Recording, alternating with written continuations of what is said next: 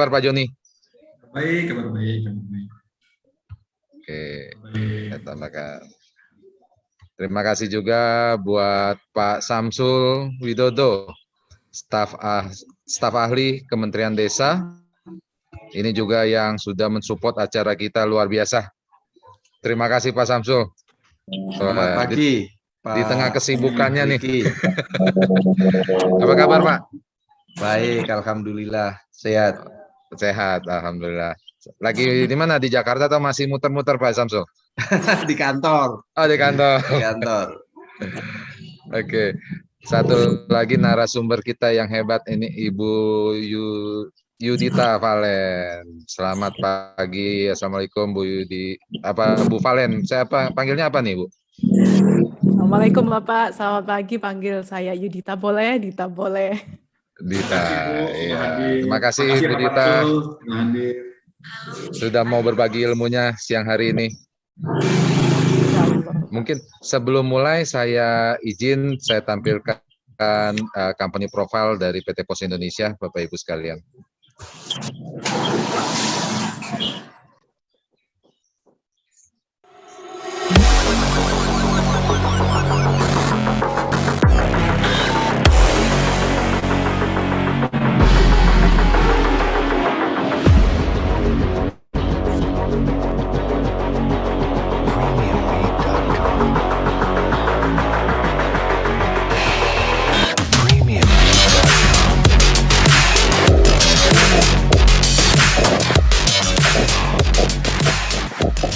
Ratusan tahun sudah Pos Indonesia melayani, menjelajah ke berbagai pelosok Indonesia.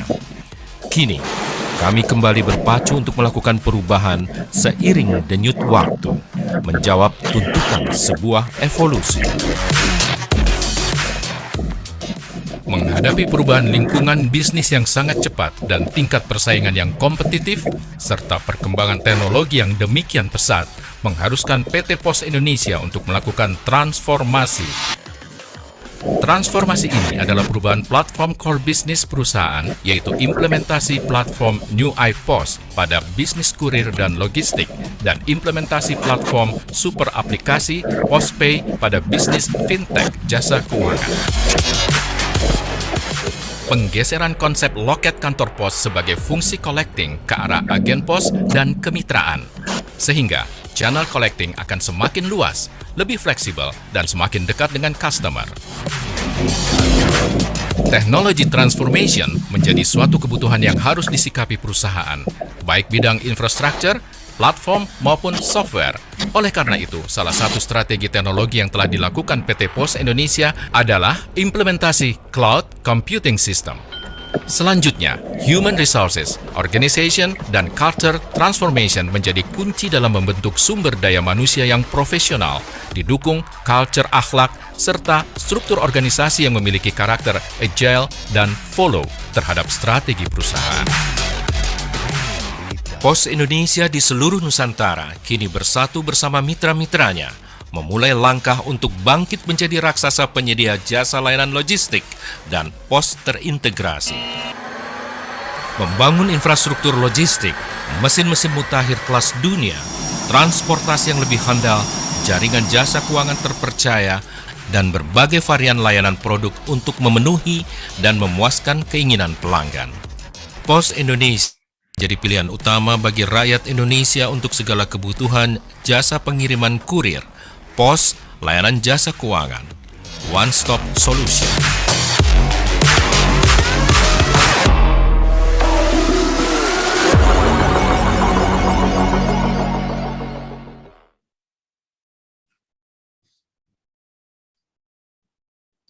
Iya, demikian company profile dari PT Pos Indonesia. Sudah 276 tahun berarti ya Pak Joni ya PT Pos Indonesia Pak? Betul Pak. Wah luar biasa, ini harus menjadi raksasa logistik nih. Oke, terima kasih buat Bapak Ibu sekalian untuk acara pertama sambutan dari Pak Samsul mana Pak? Oh kayaknya Keluar ke koneksi ya. Oke, acara pertama saya minta kesediaan dari Pak Joni untuk bisa memberikan sambutan dari PT Pos Indonesia. Silakan Pak Joni untuk waktu dan tempat saya persilakan. Terima kasih banyak. Assalamualaikum warahmatullahi wabarakatuh. Waalaikumsalam. Selamat pagi, salam sejahtera bagi kita semua. Alhamdulillah pada pagi hari ini kita share walafiat di Kamis pagi hari ini dan akan mengadakan kegiatan BUMDes Talk yang ke-24. Pertama, saya mengucapkan terima kasih banyak kepada Pak Samsul Widodo, staf ahli di Kementerian Desa, dan teman-teman di Kementerian Desa juga tadi ada Pak Dewi Anggoro, kemudian teman-teman di Dinas DPMD Provinsi maupun Kabupaten Kota. Kemudian yang saya hormati juga Bu Yudita Valen Prasari, dosen BINUS e-learning dari Universitas Bina Nusantara. Beliau sudah saya kontak beberapa minggu yang lalu dan sudah hadir untuk di acara webinar kita hari ini. Terima kasih Bu sudah hadir.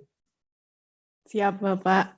Kemudian saya mengucapkan terima kasih banyak kepada Pak Riki dari PT IAK, merupakan main agent B2B dari PT Pos Indonesia. Beliau rutin dampingi saya untuk mengadakan acara ini. Terima kasih Pak Riki. Terima kasih juga kepada dari TV Desa yang juga memberikan jalur channelnya untuk live. Kepada teman-teman di TV Desa, saya mengucapkan terima kasih banyak Pak Suryo.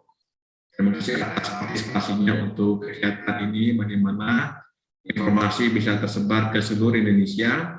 Teman-teman di desa bisa mendapatkan informasi tentang bisnis, tentang literasi bisnis digital, dan sebagainya. Kemudian terima kasih juga kepada teman-teman yang hadir di webinar ini.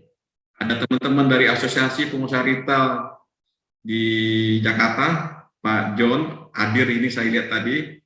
Kemudian teman-teman yang lain juga banyak hadir. Pak Samsul, ya saya hormati Pak Samsul, hadir di sini. Dan rutin Pak Samsul bersama kami dengan kegiatan BUMDes Talk ini. Pertama sekali, kegiatan ini adalah kegiatan mingguan. Setiap Kamis kita mengadakan acara ini, dan tujuannya adalah untuk membangun komunikasi dan meningkatkan literasi bisnis para pelaku usaha, selain BUMDes, UMKM, koperasi, dan pelaku usaha lainnya, agar bisa bersaing di global. Tentunya dengan menghadirkan tema-tema yang beragam setiap minggunya, agar para pelaku usaha bisa mendapatkan insight-insight dan ilmu yang kekinian terhadap bagaimana mengelola bisnis ini. Teman-teman, silakan simak sampai tuntas.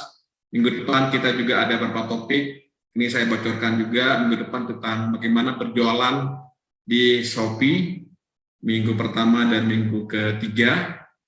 Itu topiknya. Kemudian minggu kedua di bulan depan itu ada topik dari UMKM dari Pati. Ada teman saya di Pati yang akan mengisikan kegiatan ini. Selesai itu saja dengan mengucapkan alhamdulillah kegiatan ini bisa berlangsung dengan baik, dan tentunya teman-teman silakan menyimak. Sekali lagi terima kasih. Assalamualaikum warahmatullahi wabarakatuh. Waalaikumsalam warahmatullahi wabarakatuh. Terima kasih Pak Joni buat sambutannya yang juga sudah memfasilitasi dari awal nih BUMDes Talk pertama sampai ke 24 pada pagi hari ini. Betul. Oke. Untuk selanjutnya Pak Samsul Widodo, saya minta untuk berikan sedikit Pak sambutan Pak buat teman-teman UMKM, BUMDes maupun para calon-calon pengusaha nih Pak. Silakan Pak Samsul, waktu dan tempat saya persilakan Bapak. Masih di mute Pak. Pak Samsul masih di mute suaranya Pak. Pak Samsul. Ya. Masih ke mute Pak Samsul. Ya, masih silakan, ke mute, saya nggak bisa unmute karena hostnya nggak ngizinin, kan repot ini. Oh, bisa Pak.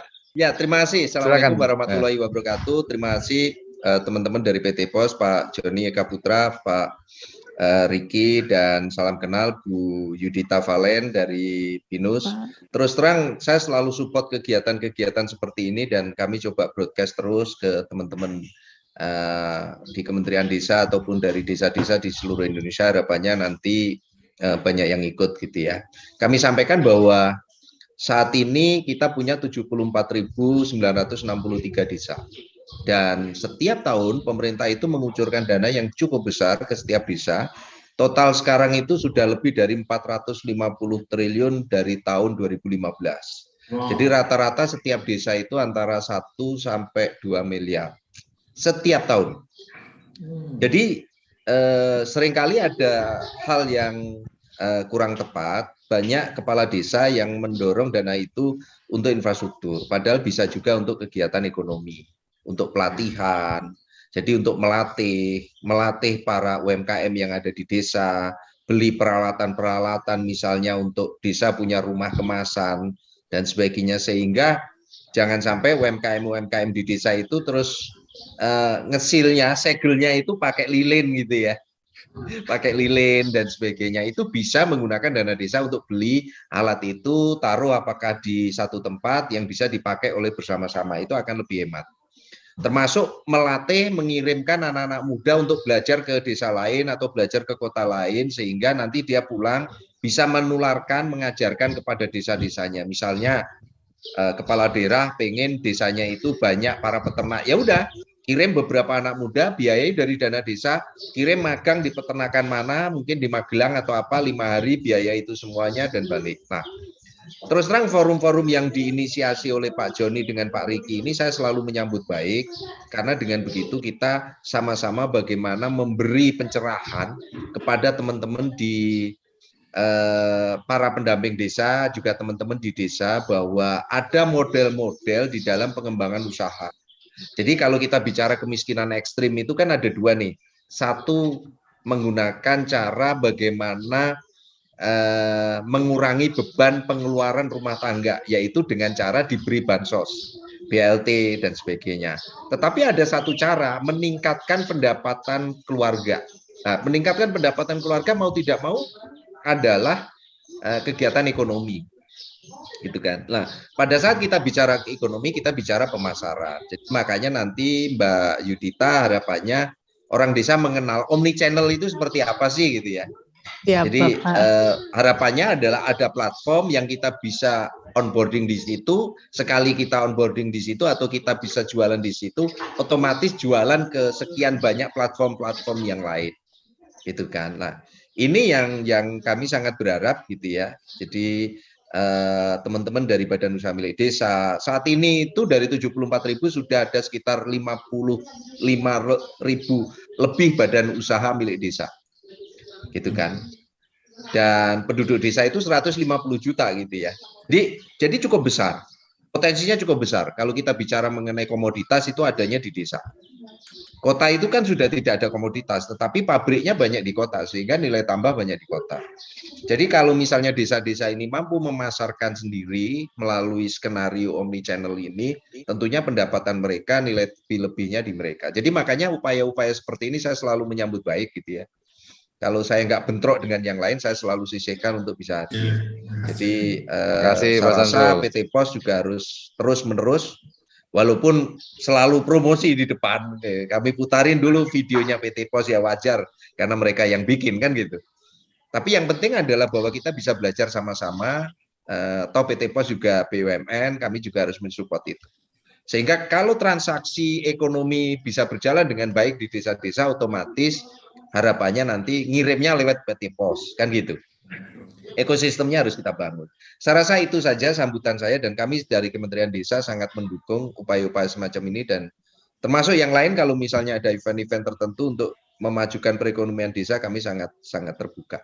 Terima kasih, selamat pagi, wassalamualaikum warahmatullahi wabarakatuh. Terima kasih Pak Joni, Pak Ricky, salam kenal Mbak Yudita. Terima kasih Pak Samsul. Terima kasih Pak Samsul. Terima kasih Bapak.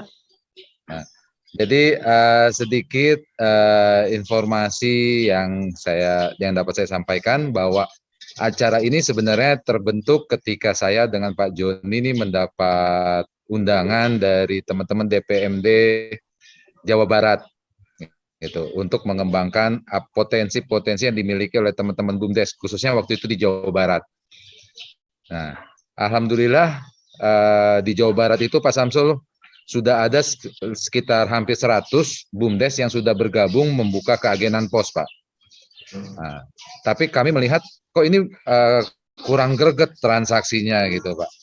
Mereka punya produk unggulan, punya barang-barang yang bisa dijual, akan tetapi kok transaksi kiriman kurirnya tidak meningkat gitu. Nah, setelah kita ngobrol-ngobrol ternyata kita dapat ini teman-teman BUMDes ini UMKM-nya kesulitan dalam pemasaran seperti yang tadi Pak Samsul sampaikan.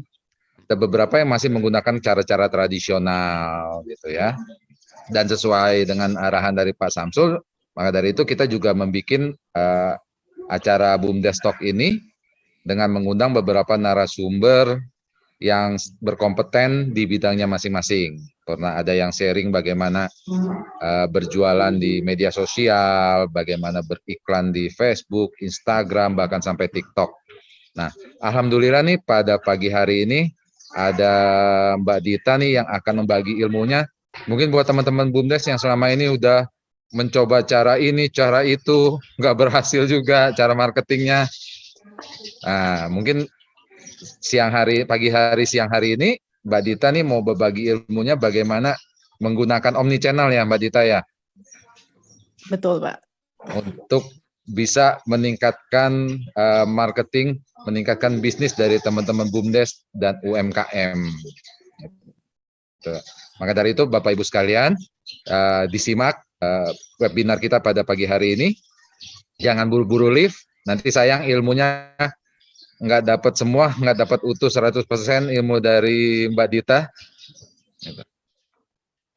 Oke. Untuk waktu dan tempat, untuk mempersingkat waktu, saya silakan Mbak Dita untuk bisa sharing ilmunya. Silakan Mangga, Mbak Dita. Baik. Ya, terima kasih Pak Riki. Baik, yang saya hormati Bapak Joni Eka Putra, kemudian Pak Samsul Widodo, dan juga Bapak Ibu yang bergabung di sini. Terima kasih PT POS juga kita diberi wadah untuk bisa sharing keilmuan. Artinya kan buat apa ilmu kalau kita nggak bisa berbagi dengan teman-teman kita yang lain. Nah, itu. Jadi supaya kita bisa maju sama-sama. Baik, saya izin untuk share screen ya, Pak Riki. Silakan Ibu, sudah jadi co-host. Baik.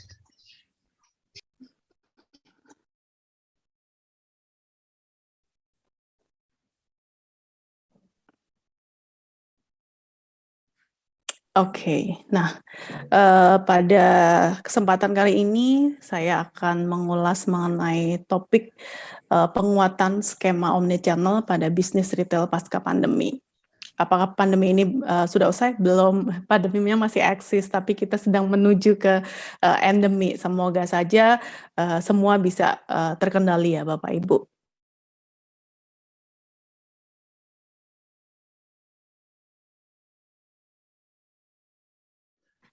Jadi dampak pandemi pada sektor ekonomi dan bisnis itu cukup membuat situasi ekonomi secara global itu tergoncang gitu. Bahkan sejumlah negara itu mengalami resesi di mana suatu kondisi ekonomi mengalami penurunan secara terus-menerus, tidak hanya hari ke hari, minggu ke minggu, bahkan ada yang berbulan-bulan. Bahkan sekelas Amerika pun juga sempat mengalami resesi gitu. Nah, pada kondisi resesi banyak orang kehilangan pekerjaan. Jadi perusahaan itu melakukan pelambatan produksi karena memang daya serap pasarnya turun. Jadi akan berdampak pada penurunan output perekonomian secara keseluruhan. Nah, dampaknya apa sih yang paling terasa? Yang paling terasa adalah efek domino pada sektor ekonomi dan bisnis. Jadi gambarannya begini. Kita mengalami krisis finansial pada saat itu, gitu kan.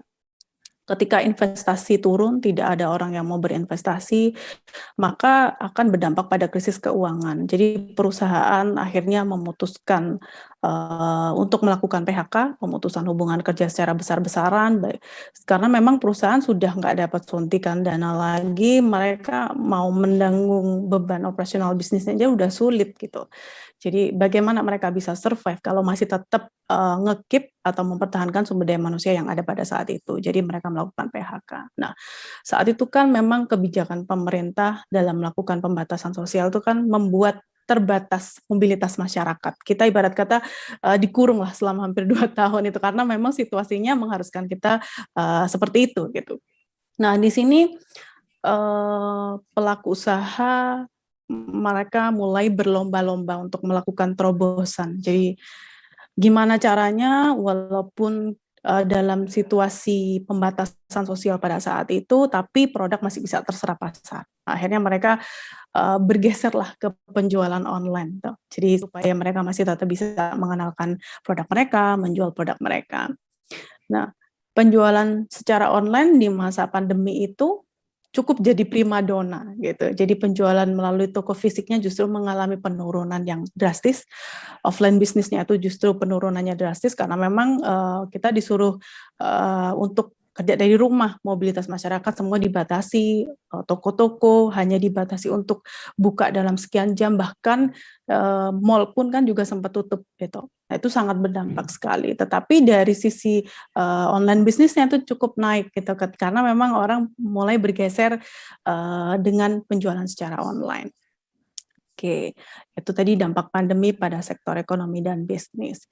Kemudian kita memasuki di suatu kondisi di mana ekonomi pada masa peralihan pasca pandemi menuju endemi. Nah, di sini situasinya bagaimana? Ekonomi dan bisnis kita sudah mulai bangkit. Ekonomi digital berkembang dengan pesat gitu. Jadi selama pandemi itu kan UMKM itu kan mereka beralih ke saluran online supaya bisa bertahan.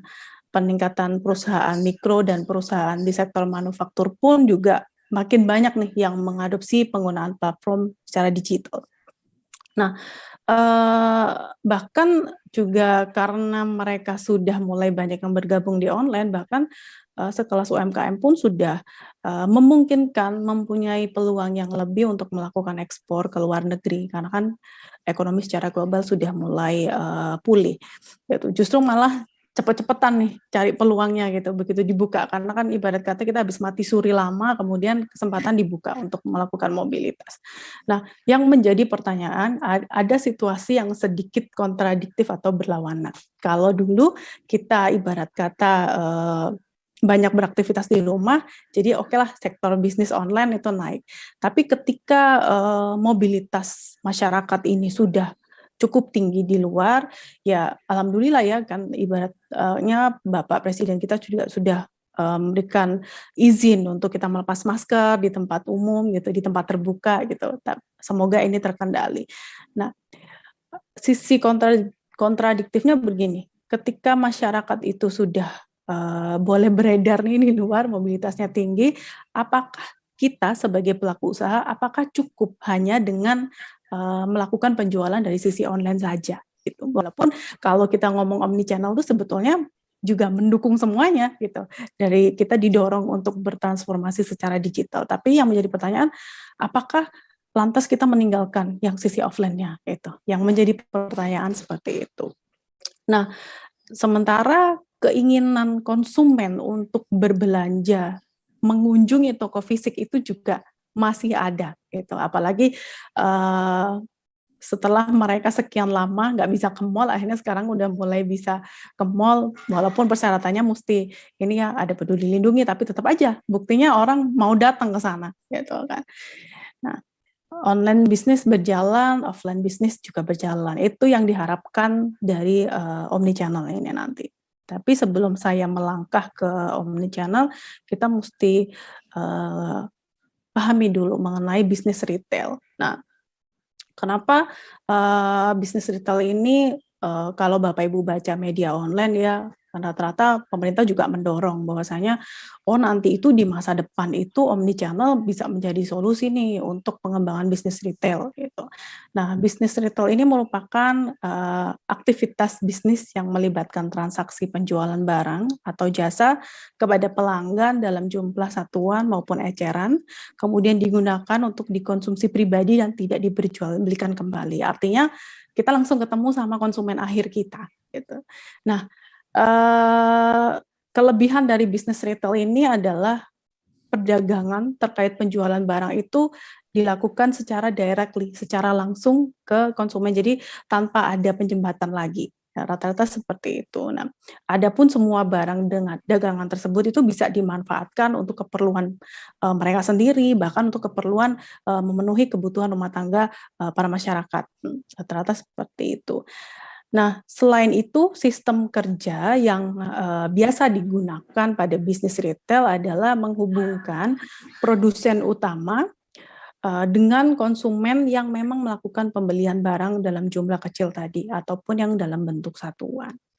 Nah, untuk contoh-contoh bisnis retail kan banyak ya Bapak Ibu.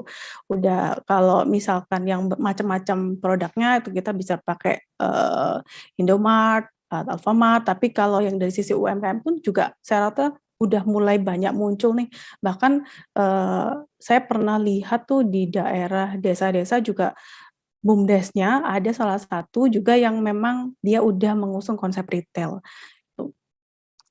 Kalau untuk retail dalam satu jenis penjualan satu jenis barang, apakah ada? Misalkan ya kayak showroom mobil, kemudian kendaraan bermotor, itu kan termasuk salah satu konsep bisnis retail dengan satu jenis barang saja. Nah, tujuan dari bisnis retail ini apa sih? Nah, tujuan dari bisnis retail ini adalah kita menyediakan, misalkan saya sebagai pelaku retail, saya menyediakan berbagai pilihan produk untuk memenuhi kebutuhan pasar gitu. Jadi pasar maunya apa, saya mesti menganalisis dulu nih. Oke, sekarang trennya ini nih. Itu sama dengan pada saat situasi pandemi. Sebelum pandemi itu kan orang itu kan masih pengennya macam-macam gitu. Mau beli ini, mau beli itu. Tapi ketika pandemi terjadi, kita dipaksa untuk merubah haluan keinginan kita gitu. Jadi kebutuhan produknya itu mungkin dari yang semula itu saya kepengennya beli mobil nih, saya kepengennya beli baju, beli aksesoris ini nih. Tapi ternyata justru kebutuhan produk-produk kesehatan yang saya butuhkan seperti masker, seperti hand sanitizer, bahkan kan perusahaan-perusahaan besar ataupun UMKM mereka melihat peluang itu, akhirnya mereka juga memproduksi hand sanitizer, bekerja sama dengan sekolah menengah kejuruan supaya ekonomi tetap berjalan. Gitu. Kemudian menawarkan produk barang dalam ukuran unit yang lebih kecil, itu tujuan bisnis retail. Dan di sini yang paling penting adalah dia sebagai penjembatan antara distributor dengan pelanggan. Jadi tadi kan konsep yang utama adalah produsen, menghubungkan kan antara produsen utama dengan pelanggan, dan dia di sini sebagai penjembatan. Nah, yang terakhir adalah memberikan informasi berkaitan dengan barang yang diperlukan oleh pelanggan. Kalau berbicara informasi, justru di sini cukup esensial Bapak Ibu sebetulnya, karena kadang kita hanya fokus ke produk-produknya aja, padahal jangan salah, calon pembeli kita akan memutuskan untuk melakukan pembelian ketika dia udah paham nih, oh ternyata informasi seputar produk yang saya inginkan itu sesuai dengan ekspektasi saya. Nah, baru mereka melakukan keputusan untuk membeli produk tersebut. Nah, jadi kenapa penting sekali kita memberikan informasi itu yang memang bukan hanya sekedar informasi terkait produk atau mungkin yang menguntungkan kita, yang penting produk terjual ya, enggak. Tapi bagaimana kita dengan informasi produk yang kita sampaikan kepada calon pembeli itu bisa mengedukasi mereka. Oh ternyata produk kita itu juga yang akan saya beli ini punya value ya, punya nilai lebih ya, gitu supaya bisa kita gunakan berikutnya. Akhirnya keuntungan untuk perusahaan adalah akan melakukan pembelian ulang si pelanggan tadi, atau paling tidak dia melakukan rekomendasi lah ke orang-orang sekitarnya. Gitu. Itu tujuan dari bisnis retail. Nah, informasi di sini bukan hanya seputar produk saja, tetapi juga terkait pelayanan yang diberikan ketika kita mau membeli produk di toko tertentu.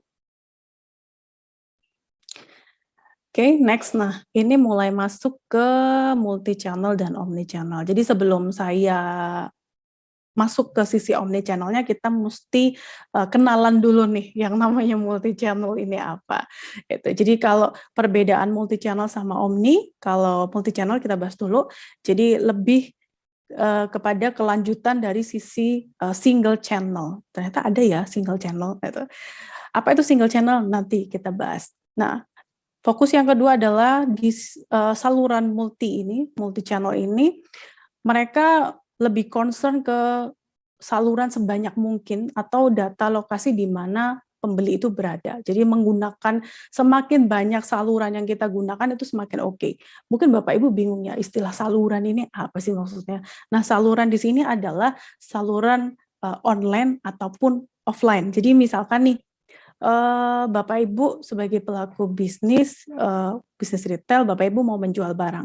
Ya udah, saya buka toko offline, tetapi saya juga menggunakan toko online. Saya mendaftarkan toko saya bergabung di marketplace. Saya bergabung di Shopee nih, atau saya bergabung di Bukalapak, di Tokopedia. Nah itu. Jadi makin banyak saluran itu makin baik untuk multi channel. Nah, cuman karena dia ini tidak ada sinkronisasi, jadi strategi dan peluang pembelian itu menjadi terpisah. Artinya karena banyak saluran yang penjualan yang Bapak Ibu gabung tadi, tapi tidak terkonektivitas satu sama lain, sehingga konten dan juga informasi yang disampaikan di masing-masing saluran tadi itu sangat memungkinkan untuk berbeda. Jadi tergantung si pengelolanya tadi. Oke, bisa saja nih, saya umpama saya pengusaha retail baju, oke. Saya buka toko offline di lokasi saya, misalkan nih di Bandung nih. Kemudian saya juga mendaftarkan toko saya, juga membuka toko saya untuk di marketplace. Tapi karena nggak ada sinkronisasi atau link tadi yang saling terintegrasi satu sama lain antar saluran, maka kita nggak bisa melakukan pengecekan data itu secara real time. Taruhlah begini, oh ternyata di toko offline saya nih barang sudah keluar itu misalkan 50 potong baju. Nah, di online itu ternyata udah keluar 25 baju. Tapi saya tidak tahu data di online itu. Jadi mesti checkingnya secara satu persatu atau manual. Kasarnya seperti itu. Nah, karena memang nggak ada konektivitas data. Nah, kemudian berbeda dengan omni-channel. Kalau omni-channel ini adalah dia merupakan bentuk lanjutan dari multi-channel. Jadi kita nggak akan mengenal omni-channel kalau nggak ada multi-channel. Tapi ada terobosan barunya di sini. Jadi terobosan barunya adalah nggak perlu banyak-banyak saluran, walaupun tetaplah ada beberapa definisi secara keilmuan itu menyatakan penggunaan omnichannel itu memang banyak saluran, tetapi kuncinya adalah harus saling terintegrasi. Jadi baik saluran offline ataupun online itu terkonektivitas satu sama lain. Nah, kemudian dia fokusnya pada data dan perilaku pembeli. Kok bisa ya perilaku pembeli ini masuk ke part fokus di omnichannel? Ya, karena pelaku retail itu dengan konsep omnichannel, dia akhirnya bisa tahu, oh aktivitas calon pembeli saya itu ngapain aja ya. Misalkan nih, saya tadi itu sebelum ke toko offline, si produk baju ini, saya mau cek dulu lah barang yang saya inginkan itu available nggak? Ada nggak di toko ini? Saya mau cek baju lengan panjang ukuran misalkan S, M, L, saya butuh 50 potong, ataupun saya butuh nggak terlalu banyak deh, masing-masing 5, ada nggak? Saya ceklah, saya masuklah ke website si toko tersebut, kemudian saya cek, oh ternyata di toko terdekat saya itu lagi kosong stoknya. Nah, akhirnya saya cari informasi lagi, mana nih oke, sekarang masuk ke toko online-nya gitu. Ternyata dia juga bergabung di misalkan nih di Bukalapak atau di Tokopedia secara official, jadi resmi. ternyata di sini ada nih produk yang saya cari. Oke, nah jadi akhirnya perpindahan perilaku calon pembeli tadi itu terekam Bapak Ibu. Ya memang kita butuh teknologi informasi ya untuk mensupport itu. Nah, akhirnya dari data tersebut kita bisa menentukan kebijakan dan strategi yang pas untuk peningkatan usaha kita. Nah, selain itu di omnichannel ini dia akan memberikan kemudahan pengalaman pelanggan saat berbelanja. Kenapa demikian? Karena saling ngeling tadi. Jadi Bapak Ibu nggak perlu tuh repot-repot harus datang ke satu saluran offline dulu, ternyata barang yang kita cari nggak ada. Nah, kita bisa cek secara online itu tadi, gitu. Nanti mereka yang akan menghubungkan, gitu. Kita mau cari spesifikasi barang apa, apakah secara kuantitas itu sesuai nggak yang saya butuhkan, yang saya cari, dan secara kualitasnya bagaimana. Tuh, jadi pelanggan calon pembeli dalam konsep skema omnichannel ini mereka akan punya banyak pengalaman dalam perusahaan tersebut memberikan pelayanan terhadap dirinya gitu. Jadi, oh saya ternyata dimudahkan loh dengan sistem ini. Saya cukup tinggal klik aja itu udah nge-link kemana-mana. Gitu. Nah, kemudian konten dan informasi di seluruh channel pada omnichannel ini sama. Jadi informasi dan kontennya itu sama. Berbeda kan kalau multi channel tadi itu cenderung mereka punya kebijakan sendiri-sendiri. Jadi bottom line-nya yang paling penting adalah terkoneksi satu sama lain. Nah, next ini ada yang namanya retail single channel, ada retail multi channel, dan juga ada retail omni channel. Kita ngomongin retail single channel dulu lah, atau mungkin lebih familiarnya kalau di bahasa Indonesia retail saluran tunggal. Jadi berarti Bapak Ibu sebagai penjual itu hanya menjual produk melalui satu saluran penjualan saja. Nah, ini bisa berupa toko fisik, misalkan toko fisik yang memang Bapak Ibu punya, kemudian Bapak Ibu ya udahlah saya nggak usah toko fisik, saya ke online aja. Tapi udah online aja, misalkan hanya buka e-commerce aja, udah, tapi nggak ada toko fisiknya. Nah, itu yang lagi tren kemarin kan seperti itu. Nah, misalkan kita juga bisa hanya menggunakan satu marketplace aja, ya udah saya jualan tapi saya hanya bergabung di salah satu marketplace gitu tanpa membuka toko offline dan juga tanpa membuka e-commerce. Karena kan kalau e-commerce kan memang dibutuhkan budget yang lebih kan untuk membangun sistem di dalamnya. Tapi kalau gabung ke marketplace sekarang jauh lebih murah, jauh lebih praktis, dan pihak marketplace-nya pun juga memfasilitasi untuk menghubungkan kita berkomunikasi dengan pelanggan. Nah, ya apakah hal tersebut baik gitu ketika kita menggunakan single channel gitu, walaupun pihak marketplace-nya itu juga memberikan istilahnya ruang untuk kita supaya bisa berkomunikasi intens dengan pelanggan. Ya, pertanyaan gini, kalau kita ingin brand merek produk kita atau mengenalkan produk kita itu secara luas, jangkauan pasarnya luas, berarti kan logikanya kan kita nggak bisa hanya mengandalkan single channel. Nah, jadi kita mesti bergeser ke multi channel itu tadi. Nah, sedangkan untuk retail multi channel adalah Bapak Ibu sebagai pelaku retail nih akan menjual produknya ke beberapa saluran yang berbeda, baik secara online ataupun offline. Nah, di sini Bapak Ibu juga nih bisa berinteraksi dengan pelanggan, baik itu melalui sosial media, kemudian melalui telepon, melalui toko fisik yang memang Bapak Ibu punya. Nah, kehadiran online ini bisa membuat komunikasi antara pelanggan dan si penjual ini bisa terjadi secara komunikatif. Hanya saja tiap saluran offline ataupun online-nya ini dia tidak terlink otomatis gitu.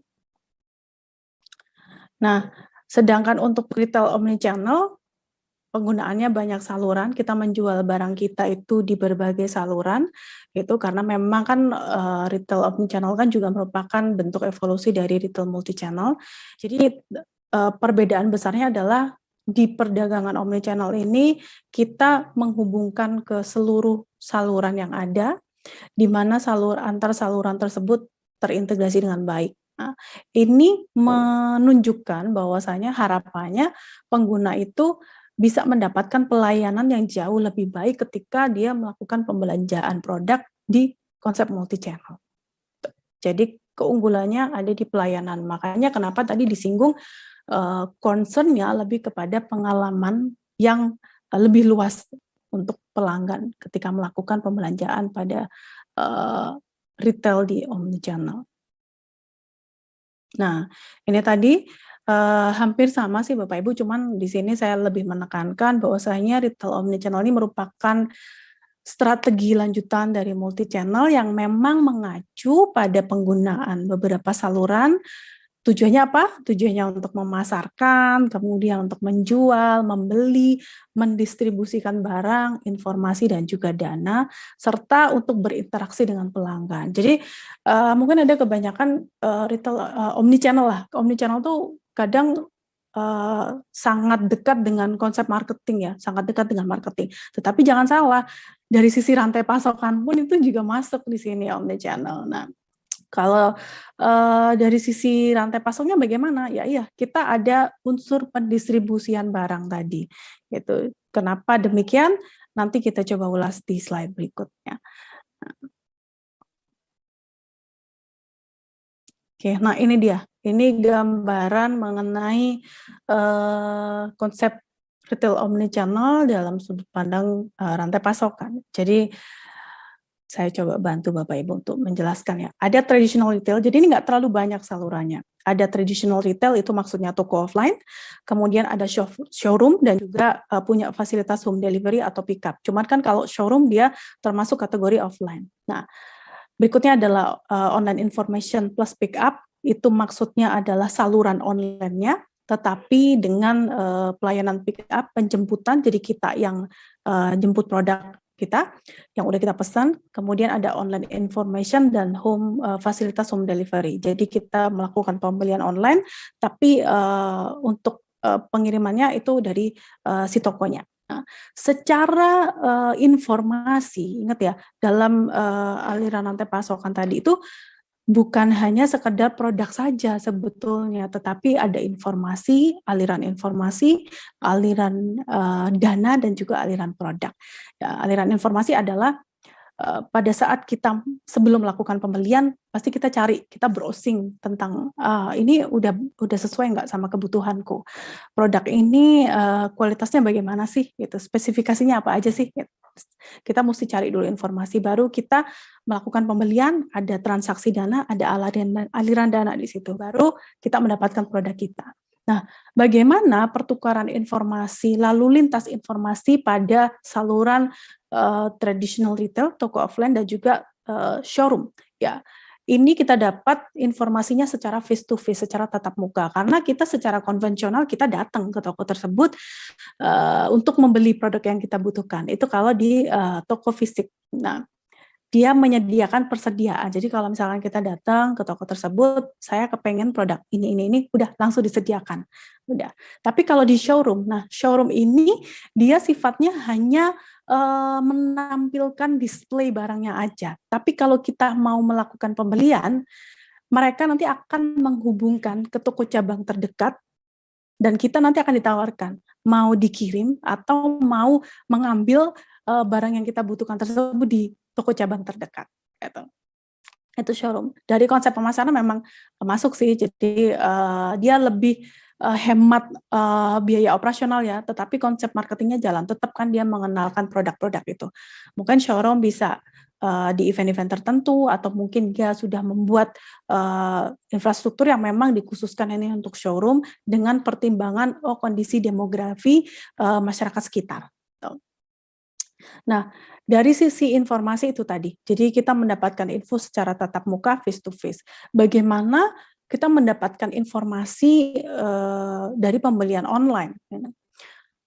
Ya, kita mendapatkan informasi secara mandiri, artinya kita melayani diri kita sendiri dengan sistem yang sudah disediakan oleh pihak toko, gitu. Jadi self-service teknologi, kasarnya begitu. Kalau Bapak Ibu masuk ke e-commerce, ke website toko, ataupun ke marketplace yang memang dia sudah buka tokonya di situ secara official, Bapak Ibu kan pasti akan tahu, cari informasi ini, produknya apa aja, kemudian kategorinya apa aja, harga tertinggi di toko ini, harga tertinggi produk di toko ini tuh yang mana sih jenis produknya, kemudian harga terendah itu apa, dan kita sangat dimudahkan dengan layanan-layanan tersebut.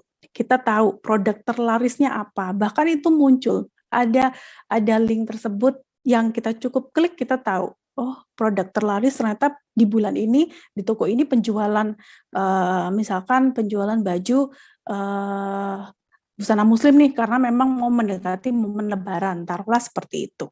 Jadi kita ngerti. Jadi untuk mendapatkan informasi yaitu secara automatically kita dapat di situ karena memang sudah disediakan oleh pihak penjualnya, retailnya gitu.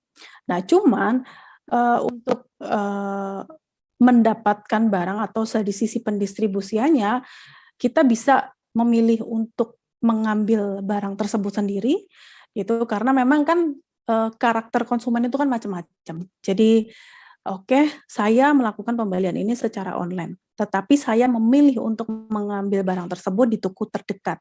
Karena apa? Oh ya, karena mungkin saya jaga-jaga nih, kalau misalkan nanti barang saya cacat nih, saya gampang untuk melakukan retur, komplainnya gampang di tempat. Nah, itu termasuk salah satu karakter dari sekian banyak konsumen, sekian banyak karakter konsumen.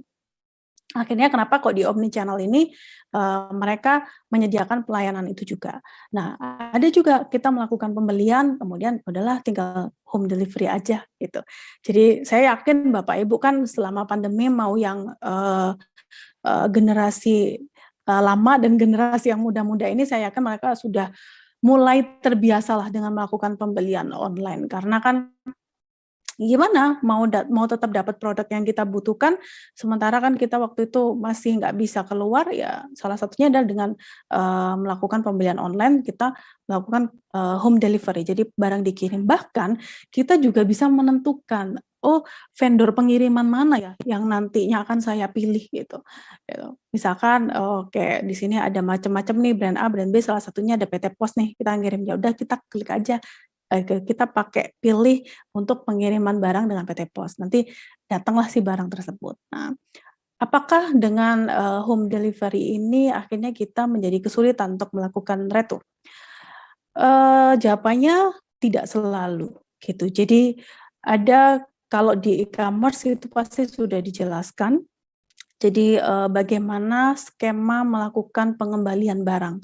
Jadi sebelum buka paket nih, kita mesti video unboxing baru. Sama dengan ketika misalkan kita melakukan pembelian di toko yang bergabung di marketplace seperti Shopee, Tokopedia, dan sebagainya. Kan itu udah ada tuh arahannya, kita mesti ngevideo, baru kita kirim. Kalau misalkan ini nggak sesuai dengan spesifikasi yang kita dapat informasinya pada saat itu, nah kita bisa tuh mengajukan komplain. Dari sana nanti akan diberitahu bagaimana step by step-nya untuk melakukan retur. Jadi memudahkan juga untuk melakukan pengembalian barang. Salah satu dari tujuan omnichannel ini. Dan pada intinya kita adalah disuguhkan dengan pelayanan yang sangat fleksibel. Dan bagi si perusahaan, kita bisa mengakses informasi secara real time. Oke, nah kenapa bisnis retail ini butuh yang namanya omnichannel? Jadi yang pertama, itu mengintegrasikan berbagai saluran menjadi saluran satu terpusat gitu. Jadi pemilik retail ini bisa dengan mudah nih memeriksa stok barang, kemudian memeriksa total penjualan, dan juga mereka melakukan analisis. Karena memang sudah terintegrasi ke dalam satu channel terpusat tadi. Nah, pengusaha bisnis retail ini, mereka bisa meningkatkan produktivitas toko akhirnya. Karena kan memang sudah terkoneksi satu sama lain tadi. Jadi nggak perlu melakukan pengecekan satu persatu dari masing-masing channel tadi, karena memang sudah dilakukan terotomatisasi. Nah, bayangkan kalau kita melakukan pengecekan secara manual kan otomatis tidak efektif dan juga tidak efisien gitu loh. Artinya kesempatan produktivitas si toko ini tadi tuh semakin berkurang untuk mengembangkan bisnis retailnya. Nah, yang kedua yaitu memudahkan perusahaan untuk mendapatkan data. Tadi sama. Jadi ketika semua saling terintegrasi, data yang didapat itu juga menjadikan masukan atau dasar bagi si perusahaan ini tadi untuk menentukan kebijakan apa ya dan strategi apa yang memang harus dilakukan untuk meningkatkan penjualan pada usaha kita.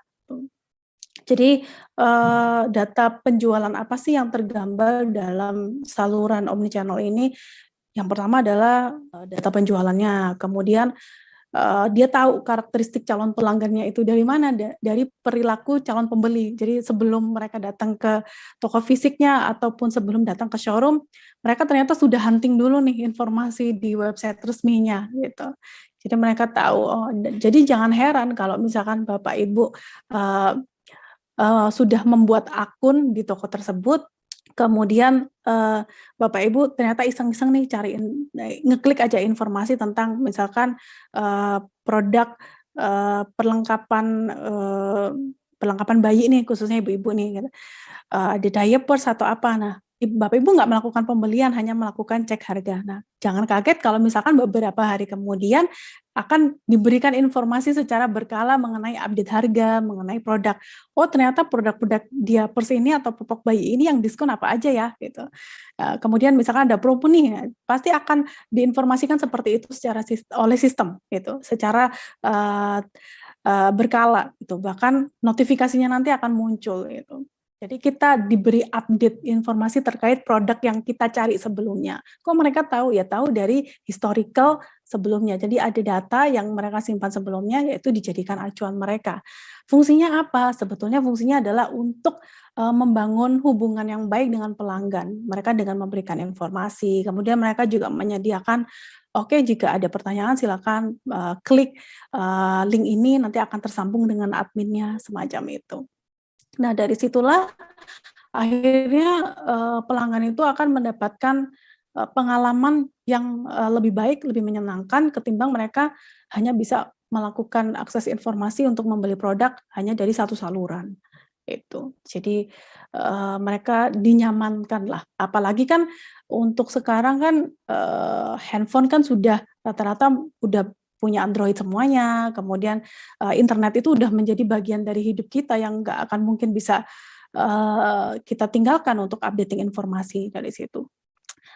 Nah, berikutnya adalah untuk meningkatkan jumlah pengunjung ya. Secara otomatis ketika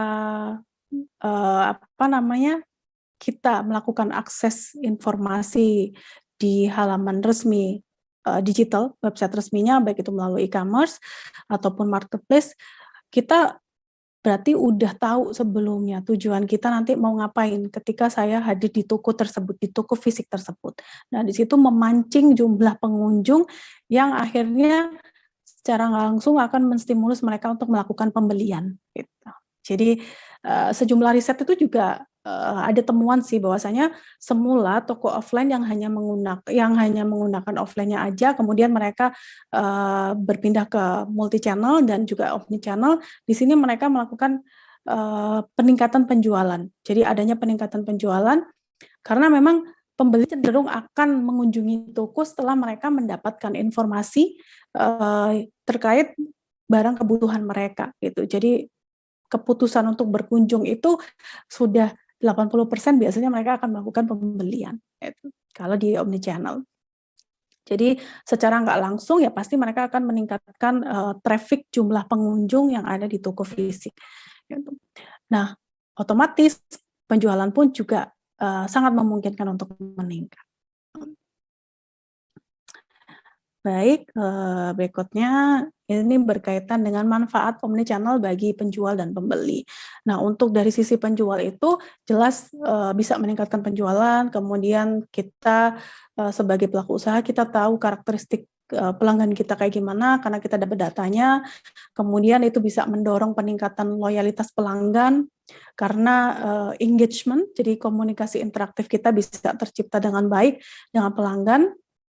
Dan juga itu meningkatkan efektivitas dan efisiensi tadi. Jadi nggak perlu melakukan secara manual. Nah, sedangkan untuk pembeli keuntungannya adalah kenyamanan dalam berbelanja, terutama dalam mengakses informasi.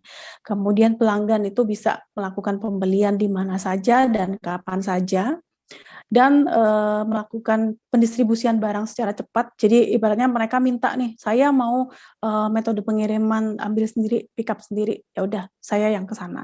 Tapi enggak deh, saya pilih untuk dikirim aja itu. Jadi si pembeli ditawarkan dengan opsi-opsi pendistribusian barang ke dirinya itu dengan cukup mudah.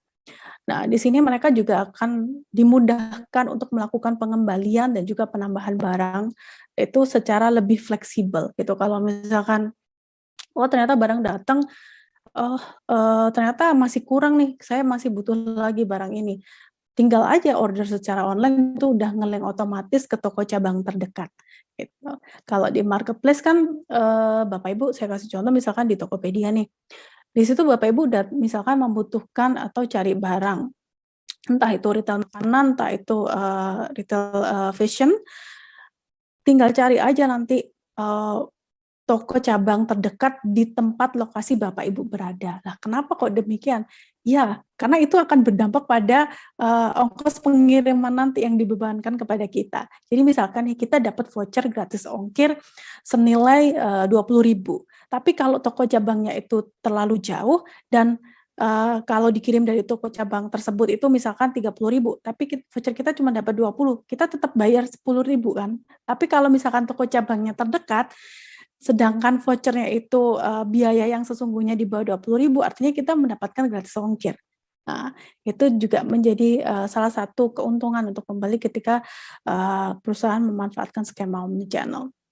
Nah, selain itu dari sisi pelanggan, kalau kita melihat dari konteks rantai pasokan, itu pengirimannya jauh lebih cepat karena kan informasinya tadi nge-link satu sama lain. Jadi kalau kita misalkan pesannya di showroom, walaupun showroom itu tidak menyediakan persediaan, tapi dia cukup menyambungkan kita ke toko cabang terdekat, nanti itu akan segera dikirim. Jadi cepat, fast and reliable delivery. Kemudian pengiriman bisa dilakukan di hari yang sama, same day, dan juga waktu pengirimannya itu terjadwal. Kita pun sebagai pelanggan kita bisa melakukan tracking, checking secara mandiri sudah sampai mana nih barang yang saya pesan. Apakah sudah dikemas atau belum, atau sudah dikirim ke agen pos, kemudian nanti tinggal perjalanan di tempat kita. Kita bisa bahkan per langkah, misalkan per jam itu harusnya dalam 3 hari produk sampai, ternyata itu belum. Itu nanti akan ada skema tertentu yang bisa mengurangi atau kalau nggak ada ganti rugi lah dari pihak si tokonya dengan dibantu oleh si pihak marketplace-nya. Biasanya seperti itu. Kita bisa mengajukan garansi tambahan. Nah, selain itu memudahkan untuk melakukan retur tadi untuk skema pembelian pada retail omnichannel. Nah, faktor apa saja sih yang mendorong implementasi omnichannel ini bisa berhasil? Jelas adalah keselarasan antara bisnis dengan ekspektasi pelanggan. Kita sebagai pengusaha retail misalkan, nggak mungkin dong kita menjual barang yang memang tidak sesuai kebutuhan pelanggan dan tidak sesuai ekspektasi mereka. Nah, tantangan bisnis saat ini adalah kita yang bisa berkembang dengan cepat adalah kita tahu kebutuhan pelanggan dan kita bisa mengikuti ekspektasi pelanggan serta kita bisa memasukkan teknologi itu ke dalam bisnis kita. Jadi itu akhirnya akan jauh lebih mudah untuk dilakukan controlling. Nah, kemudian kita membangun engagement dengan pelanggan dan juga rutin untuk melakukan manajemen stok yang baik, artinya kita melakukan stock keeping unit. Jadi stock keeping unit itu kita memberikan tanda atau kode-kode tertentu untuk produk-produk yang akan kita jual.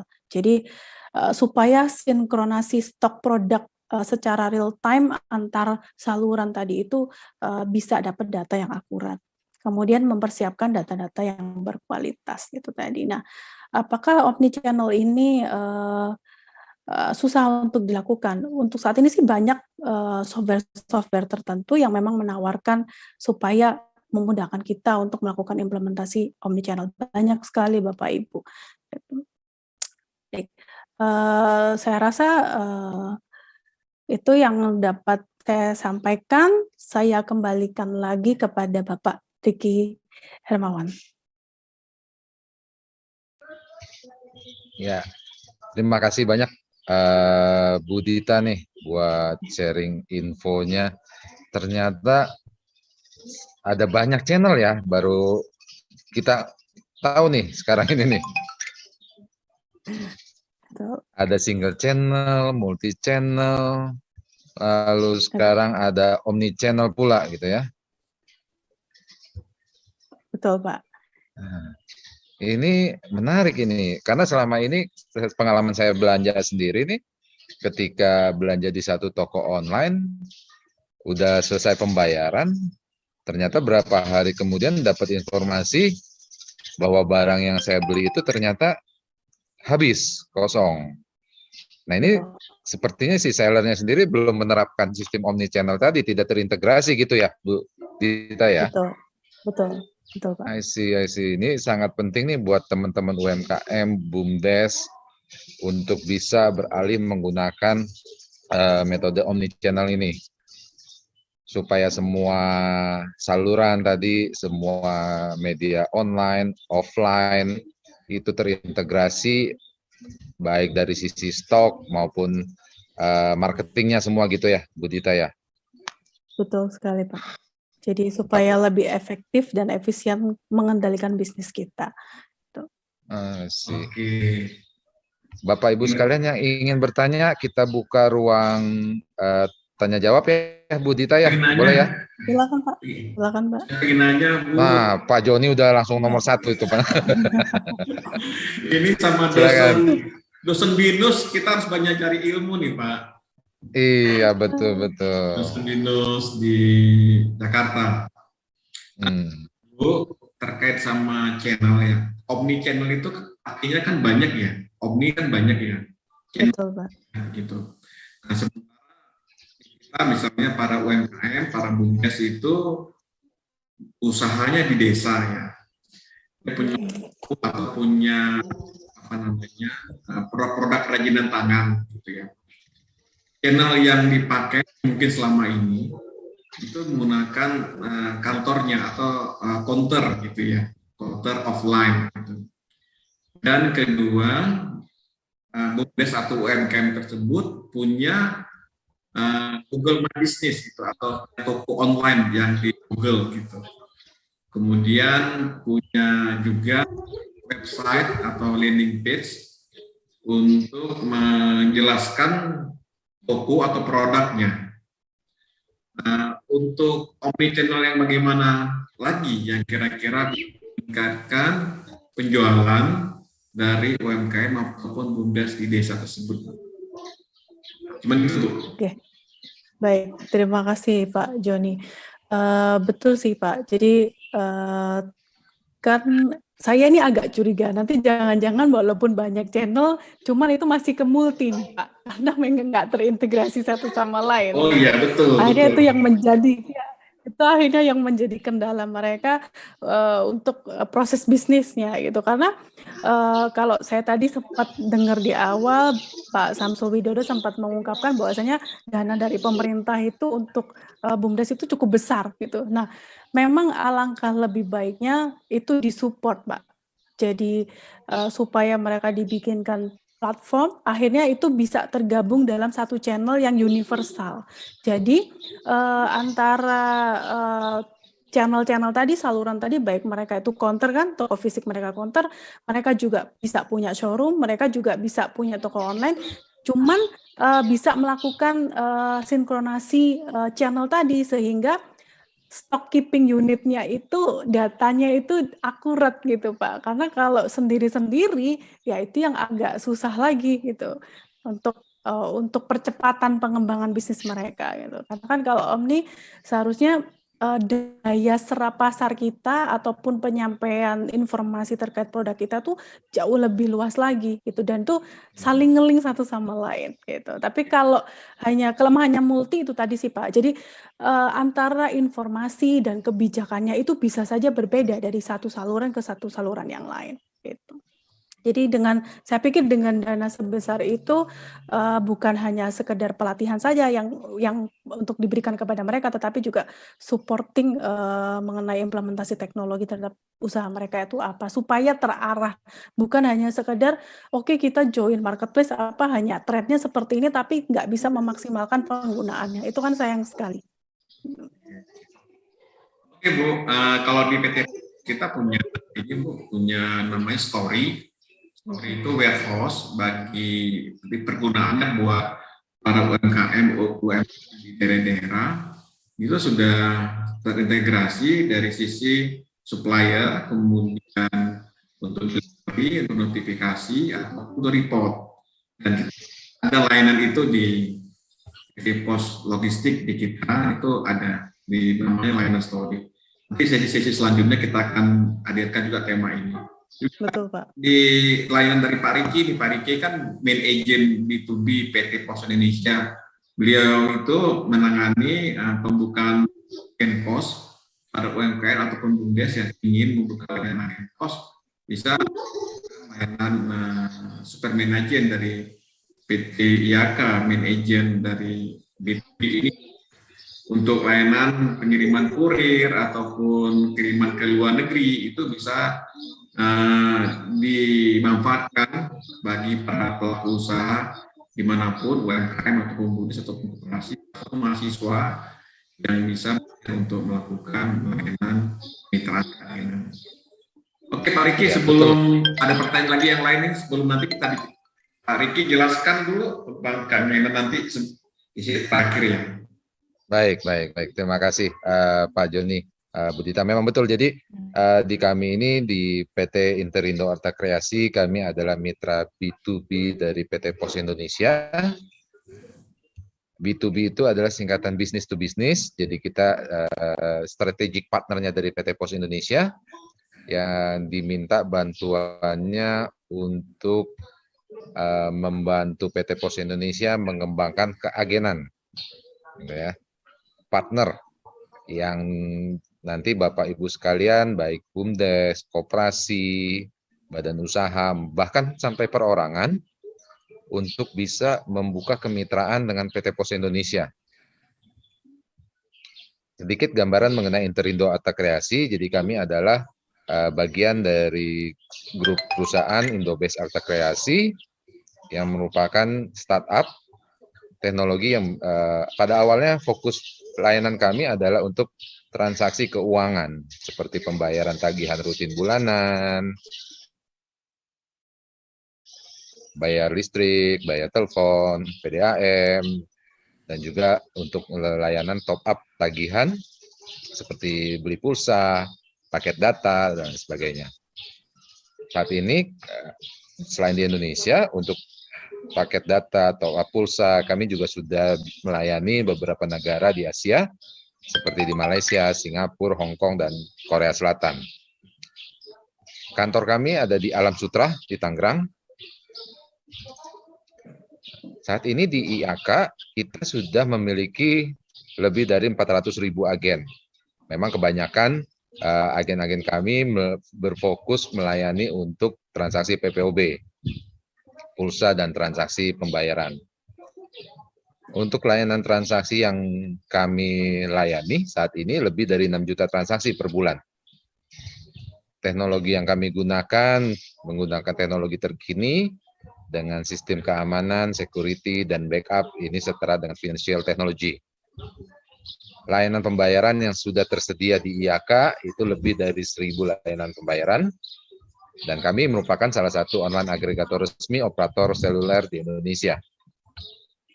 Nah, jadi berkaca nih dari IAK dengan PT Pos Indonesia, kita melihat pertumbuhan pengguna internet di Indonesia ini berbanding lurus dengan jumlah penduduk Indonesia.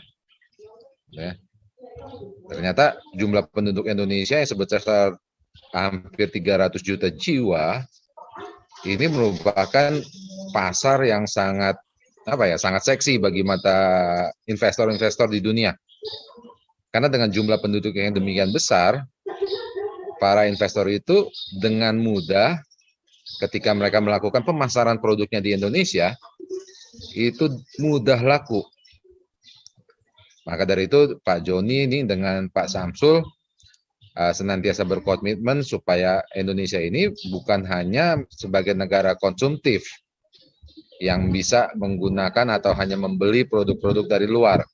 Karena kami, IAKA, PT POS dengan Pak Samsul ini percaya nih teman-teman BUMDes punya UMKM yang bisa digerakkan untuk menopang perekonomian bangsa.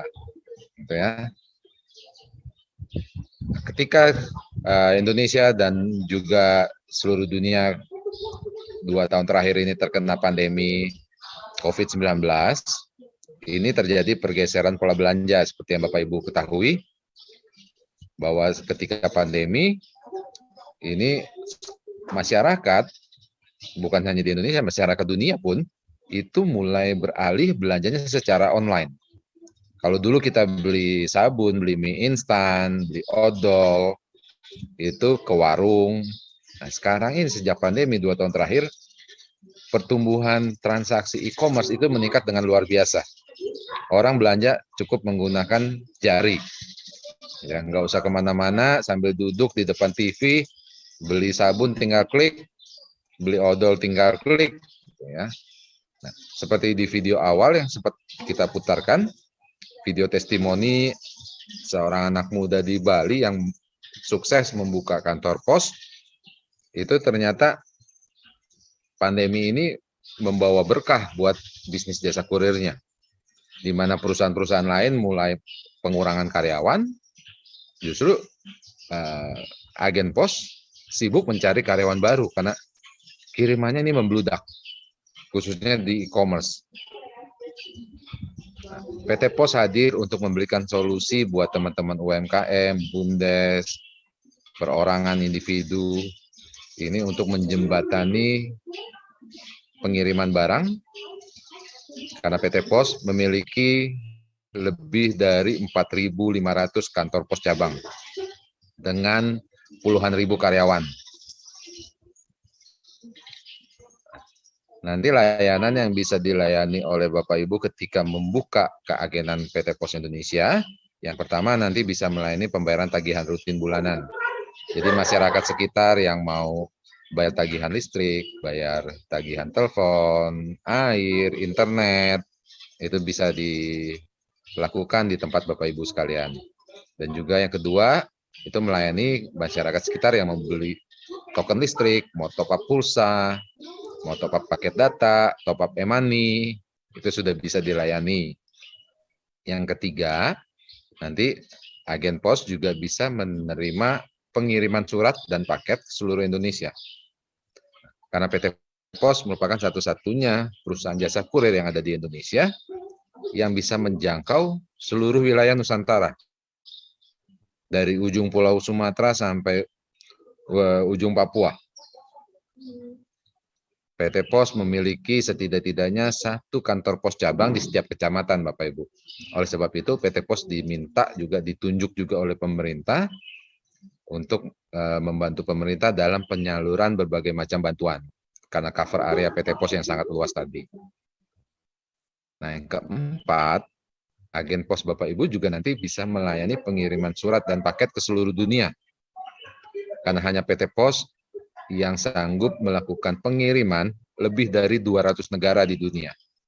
Karena PT POS sudah tergabung dalam Asosiasi Kantor Pos Dunia atau UPU, United Postal Union, dengan anggota lebih dari 200 negara. Yang kelima, nanti Bapak Ibu juga bisa melakukan penjualan benda-benda pos. Ada perangko, materai, dan lain sebagainya.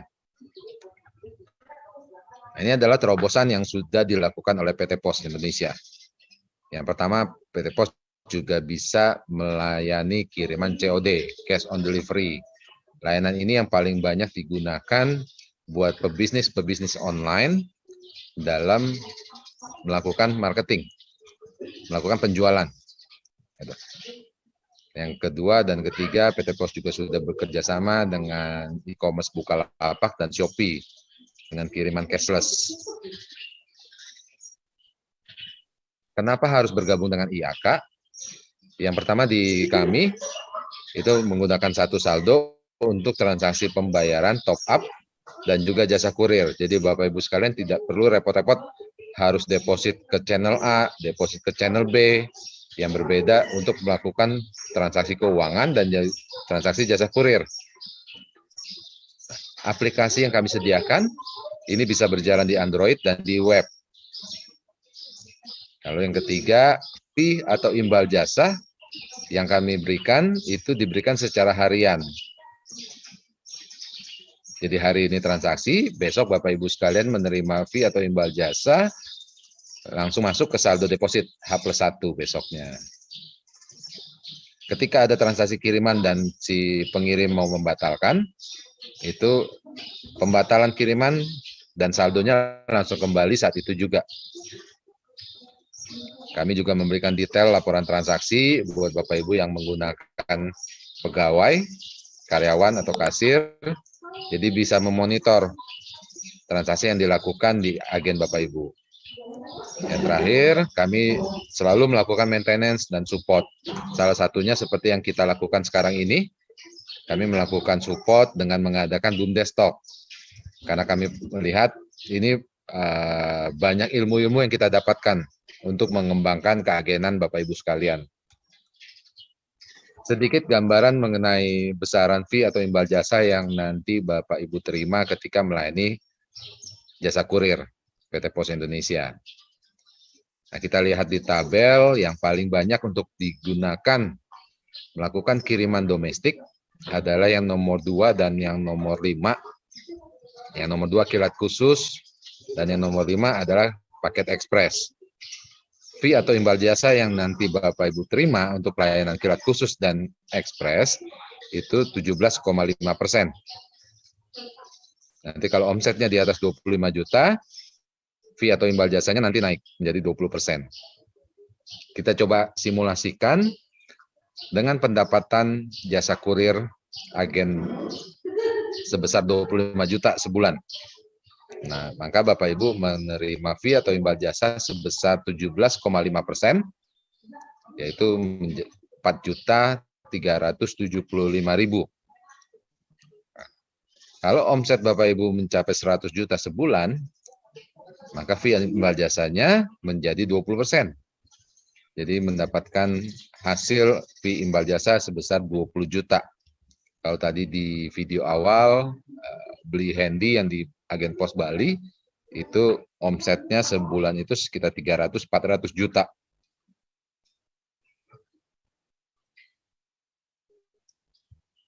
Ini adalah gambaran beberapa agen yang sudah bergabung membuka keagenan pos. Nanti Bapak Ibu sekalian bisa digabung dengan usaha yang lain. Ada yang membuka laundry, toko kelontong, ada yang merubah fungsi garasinya menjadi agen pos, dan lain sebagainya. Nah, di kanan bawah ini salah satu BUMDes yang sudah bergabung juga. Syaratnya nanti untuk pengajuan yang pasti, yang pertama harus memiliki tempat usaha. Nah, ini sangat penting, karena nanti Bapak Ibu sekalian membuka kantor pos cabang. Jadi tempat yang akan diajukan itu harus representatif, karena membawa nama besar PT Pos Indonesia. Nanti kami akan minta foto-foto tempat yang akan diajukan, lalu juga minta dikirimkan share log Google Maps untuk kami menentukan jarak, karena nanti berlaku ketentuan jarak dari tempat yang Bapak Ibu ajukan dengan kantor pos cabang yang terdekat harus berjarak di atas 1 kilo. Yang keempat, nanti ada formulir yang harus dilengkapi, dan yang pasti semua syarat pengajuan ini saat ini itu tidak dikenakan biaya pendaftaran, gratis, Bapak Ibu, tanpa biaya franchise.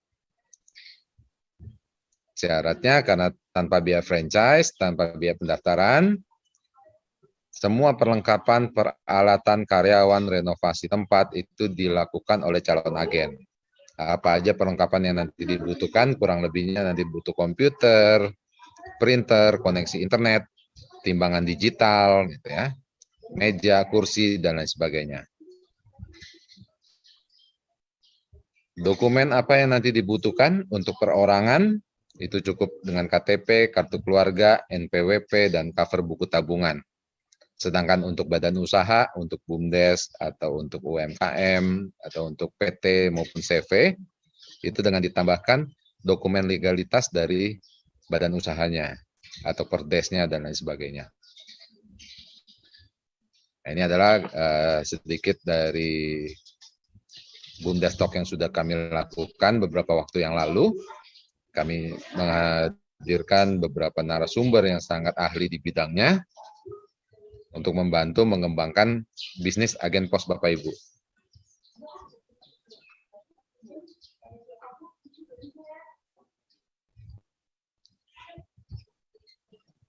Nanti proses pendaftaran setelah kami menerima dokumen pengajuan dari calon agen, nanti kami akan berkoordinasi dengan kantor pos tempat, di mana nanti kantor pos tempat akan melakukan survei ke tempat Bapak Ibu.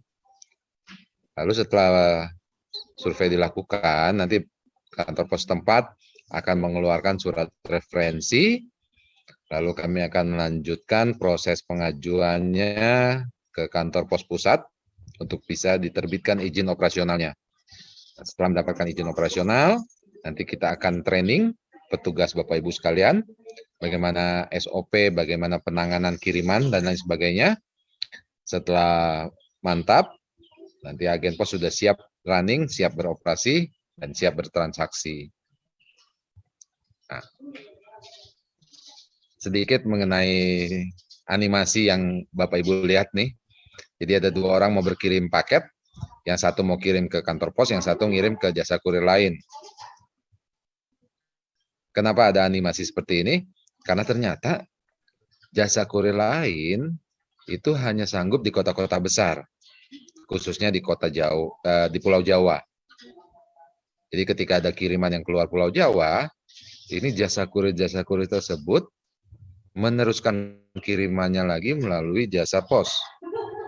Jadi kalau Bapak Ibu masih mengirim ke jasa kurir yang lain, sementara jasa kurirnya aja ngirim lewat pos gitu.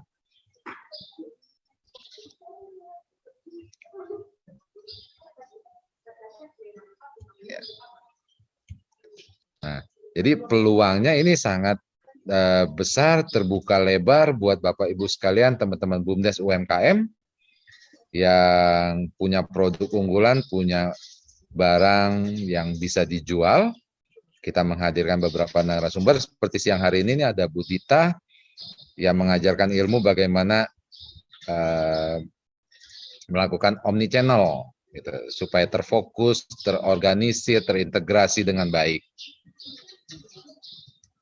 Lalu nanti kirimannya bisa menggunakan PT Pos. Jadi Bapak Ibu sekalian ini mendapatkan, kalau bahasa saya sama Pak Joni ini double cuan, ya Pak Jon. Untung dari jualan barang, nanti dapat imbal jasa, dapat fee lagi dari ongkir.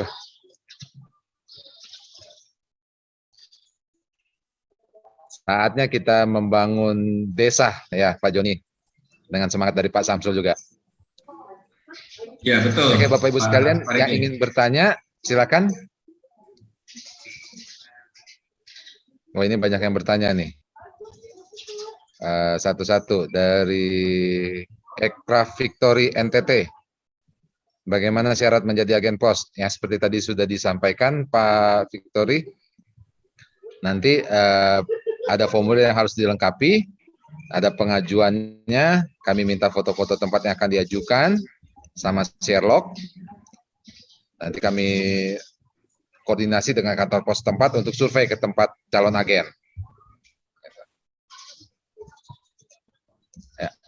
Sambil saya bacakan yang lain, nih ada yang ingin bertanya secara langsung, Pak Amri Simanjuntak. Silakan Pak Amri. Nah, di unmute dulu Pak Andri.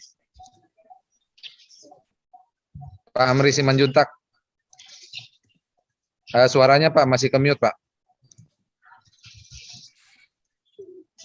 Diklik mic-nya dulu Pak.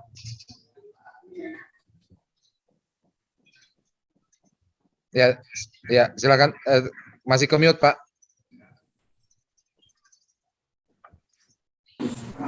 Ya, silakan Pak Amri. Halo. Ya, silakan Pak. Kecepatan kita kan dari Desa Bandar Pulau Pekan, Kecamatan Bandar Pulau, Kabupaten Asahan, Sumatera Utara. Woi, siap dari Medan. Horas Pak. Dari Medan, ya. Ketepatan lokasi kita ini kan jauh. Jadi pertanyaannya adalah apakah ini kalau ada orang mau ngantar barang nih, jadi contoh macam makanan, berapa lama waktu kira-kira yang tercepat atau yang terlama agar nih barang ini sampai kepada tujuan? Baik. Ada lagi Pak Amri? Sementara itulah dulu, ya Pak. Oke, baik. Terima kasih Pak Amri. Ya. Jadi untuk Bapak Ibu sekalian sebagai agen baru nanti ketika membuka agen pos, tahap-tahap awal ini mungkin tidak langsung di pick up sama kurirnya PT Pos. Jadi nanti Bapak Ibu sebagai agen baru diminta mengantar dulu surat dan paket yang terkumpul di tempat Bapak Ibu ke kantor pos cabang terdekat. Nanti kalau transaksinya sudah stabil, sudah banyak, baru dimasukkan di jadwal pick up oleh kurir. Nanti di pick up, dijemput. Gitu. Kecuali beberapa kasus khusus. Seperti kemarin ada pengajuan di satu pulau kecil, di mana untuk transport dari pulau ke kantor pos cabang itu butuh waktu lewat kapal cepat, itu butuh waktu hampir setengah hari. Nah itu agak sulit memang jadinya. Tapi kalau masih di wilayah Sumatera Utara nanti bisa diatur Pak. Kalau transaksinya sudah banyak pasti di pick up. Tadi untuk layanan kiriman waktu tempuh berapa lama dan berapa cepat, itu balik lagi nanti tergantung daerah tujuan, Pak Amri. Di beberapa daerah tujuan nanti ketika di aplikasi akan muncul pilihan jasa kurirnya, mau pakai yang layanan kilat khusus. Kalau kilat khusus rata-rata cover area nasional itu 2-4 hari kirimannya. Sementara kalau kiriman paket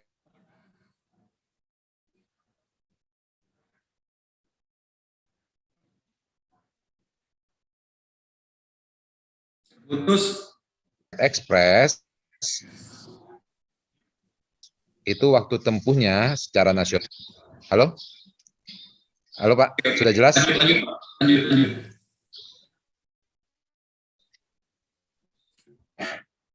Oke. Nah, jadi balik lagi nanti tergantung daerah tujuan Pak Amri. Kalau yang paling cepat 1-2 hari.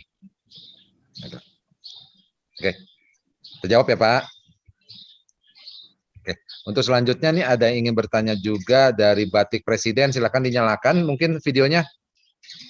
Ini pengusaha batik di mana nih Bapak Ibu? Sambil menunggu Batik Presiden menyalakan videonya, kita beralih dulu nih ke Pak Supratman. Silakan Pak Supratman. Desa Raman Endra di mana nih Pak? Dinyalakan mic-nya Pak.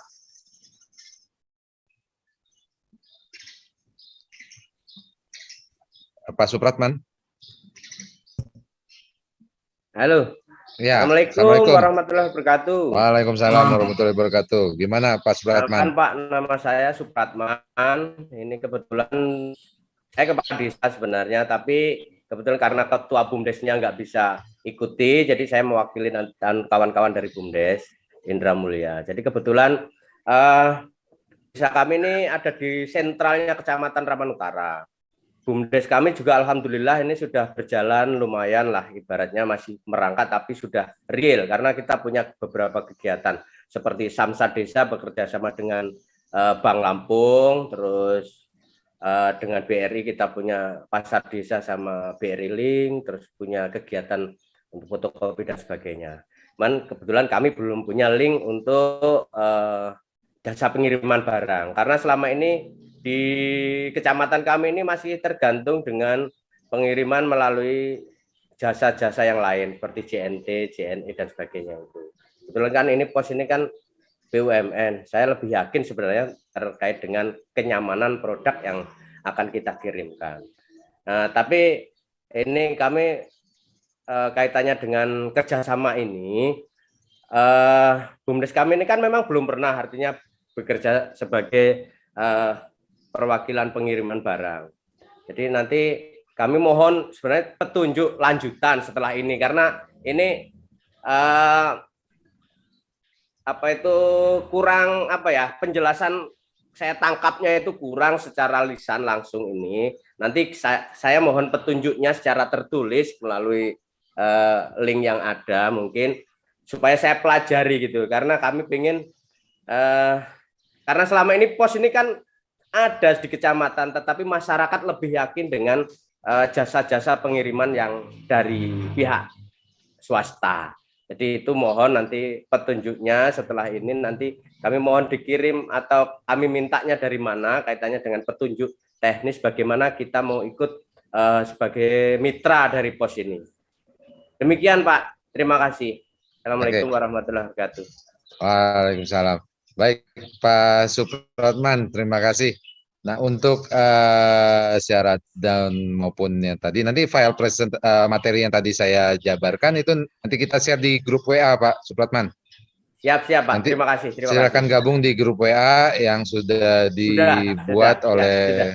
Nah, sudah. Nanti kita share di sana, atau Pak Supratman juga, saya juga ada di grup Pak.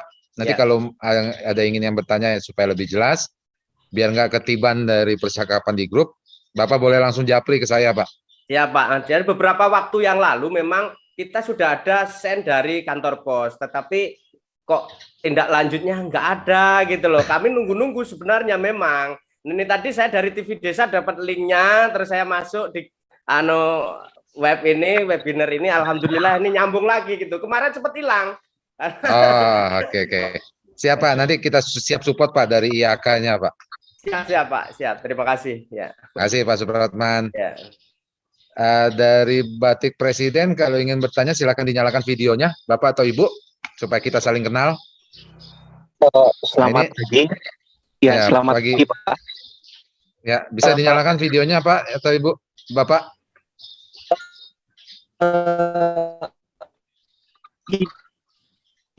Iya, video tidak bisa dinyalakan karena jaringannya lemah ya Pak. Maaf ya Pak.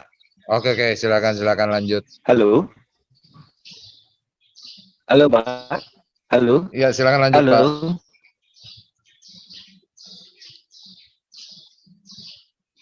Iya, oke. Untuk PT Pos Indonesia, kalau tidak salah Bapak Joni ya. Iya, ini saya minta saran. Kan pos itu pilihan cash untuk membayar di kantor posnya Pak. Jadi para penjual online itu lebih praktis lah jika cashless, seperti halnya dari beberapa ekspedisi lainnya sih Pak. Itu Pak saran dari kami Pak. Oke, siap. Ada lagi Pak yang ingin ditanya?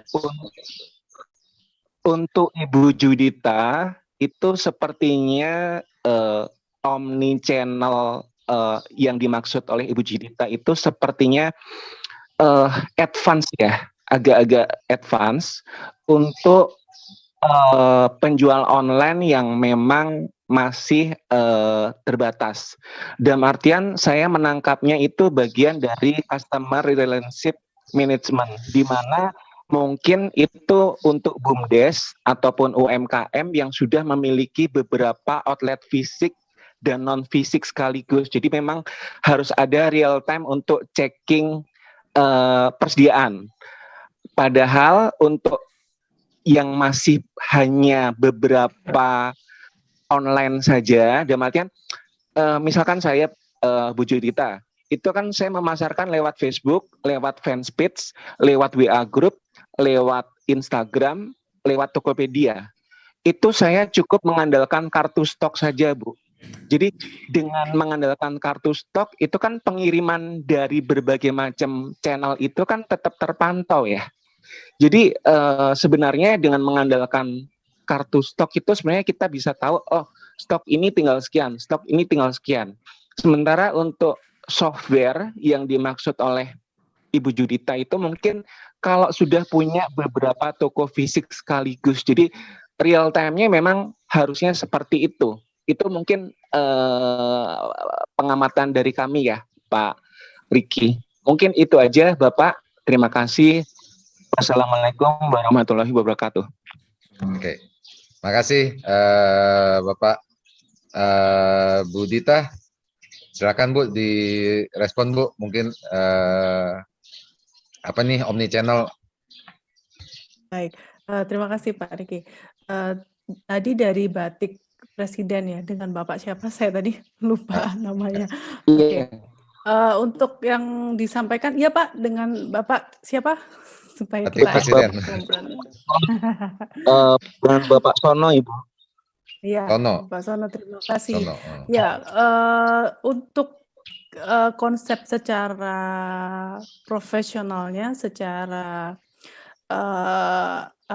kedepannya memang idealnya adalah kita terintegrasi, dan memang kalau udah untuk perusahaan-perusahaan yang sudah mature dalam artian secara finansial dia sudah mumpuni, itu memang dibutuhkan dukungan teknologi yang software-software khusus untuk bisa menjalankan omnichannel itu secara profesional. Tetapi untuk pelaku usaha yang masih di ranah UMKM, itu kita sebetulnya bisa mengadopsi Pak konsep skemanya omnichannel itu tanpa harus kita menggunakan software-software omnichannel tertentu. Seperti Bapak yang sudah Bapak sampaikan tadi, sebetulnya kita di Instagram pun kita juga ada kan menu untuk link bid untuk kita, saya nih sebagai pembeli, saya mau membeli batik di tempat Bapak, tetapi saya butuh informasi lanjutan tambahan. Nah, sementara di Instagram Bapak sudah menyediakan link bid, saya cukup klik itu, nah di situ udah muncul, saya mendapatkan informasi tambahan, oh ternyata nanti Bapak melakukan penjualan online, misalkan di marketplace mana aja, Bapak sudah mengarahkan. Sebetulnya untuk UMKM sebelum ke ranah yang major, itu disarankan memang menggunakan konsep seperti yang Bapak sudah lakukan itu. Karena memang sih kalau untuk ke ranah yang lebih advance lagi, butuh peran dan butuh support dari pemerintah, karena kan memang untuk infrastruktur teknologi itu kan juga tidak murah.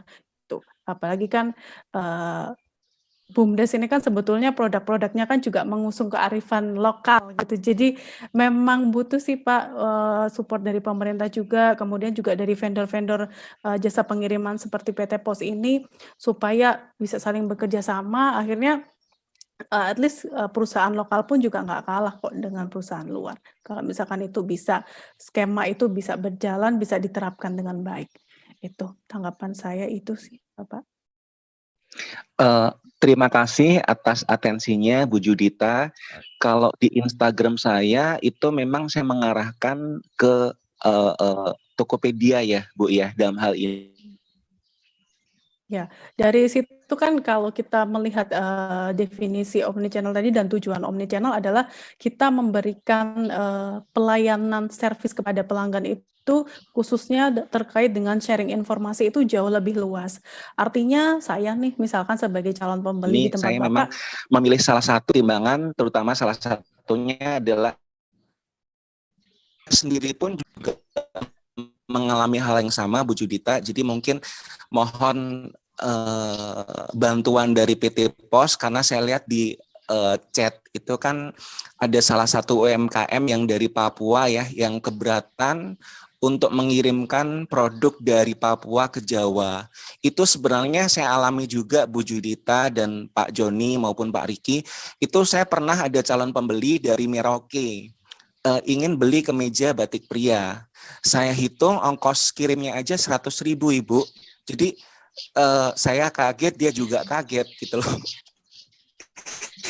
Sementara harga batiknya sendiri plus minus itu di kisaran harga 130 sampai dengan 150. Ongkos kirimnya aja 100.000 lebih Ibu. Jadi akhirnya dia membatalkan untuk membeli, kan jual barang ya, bukan dari ongkos. Buka transparan kepada semua para calon pembeli Ibu. Mungkin itu Ibu. Ya.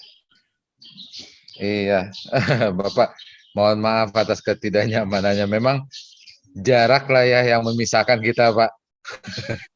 Jadi ongkirnya juga pasti lebih mahal ketika kirim dari Jawa sampai ke Papua, gitu ya. Terlebih kalau kirimannya hanya satu potong, gitu ya. Tapi kalau kirimannya mungkin puluhan kilo, itu dari PT Pos ada namanya pilihannya layannya ini paket jumbo ekonomi, Pak. Itu untuk mensiasati kiriman yang berat maupun yang besar dengan tarif yang relatif murah, Pak.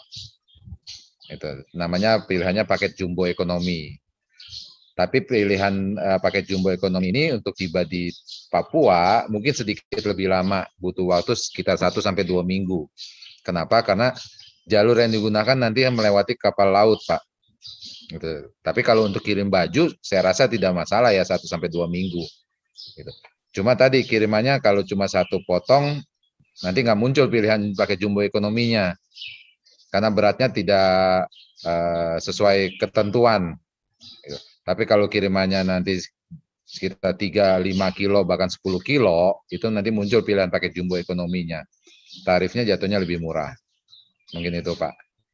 Tadi dari Pak Sono tadi menanyakan juga, sebenarnya dari PT Pos sudah ada layanan yang namanya COD, Pak. Cash on delivery. Nah, untuk bisa menggunakan layanan COD, nanti pengirim itu harus memiliki yang namanya rekening Posgiro Mobile.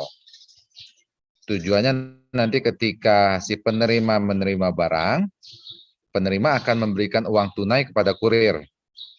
Ya.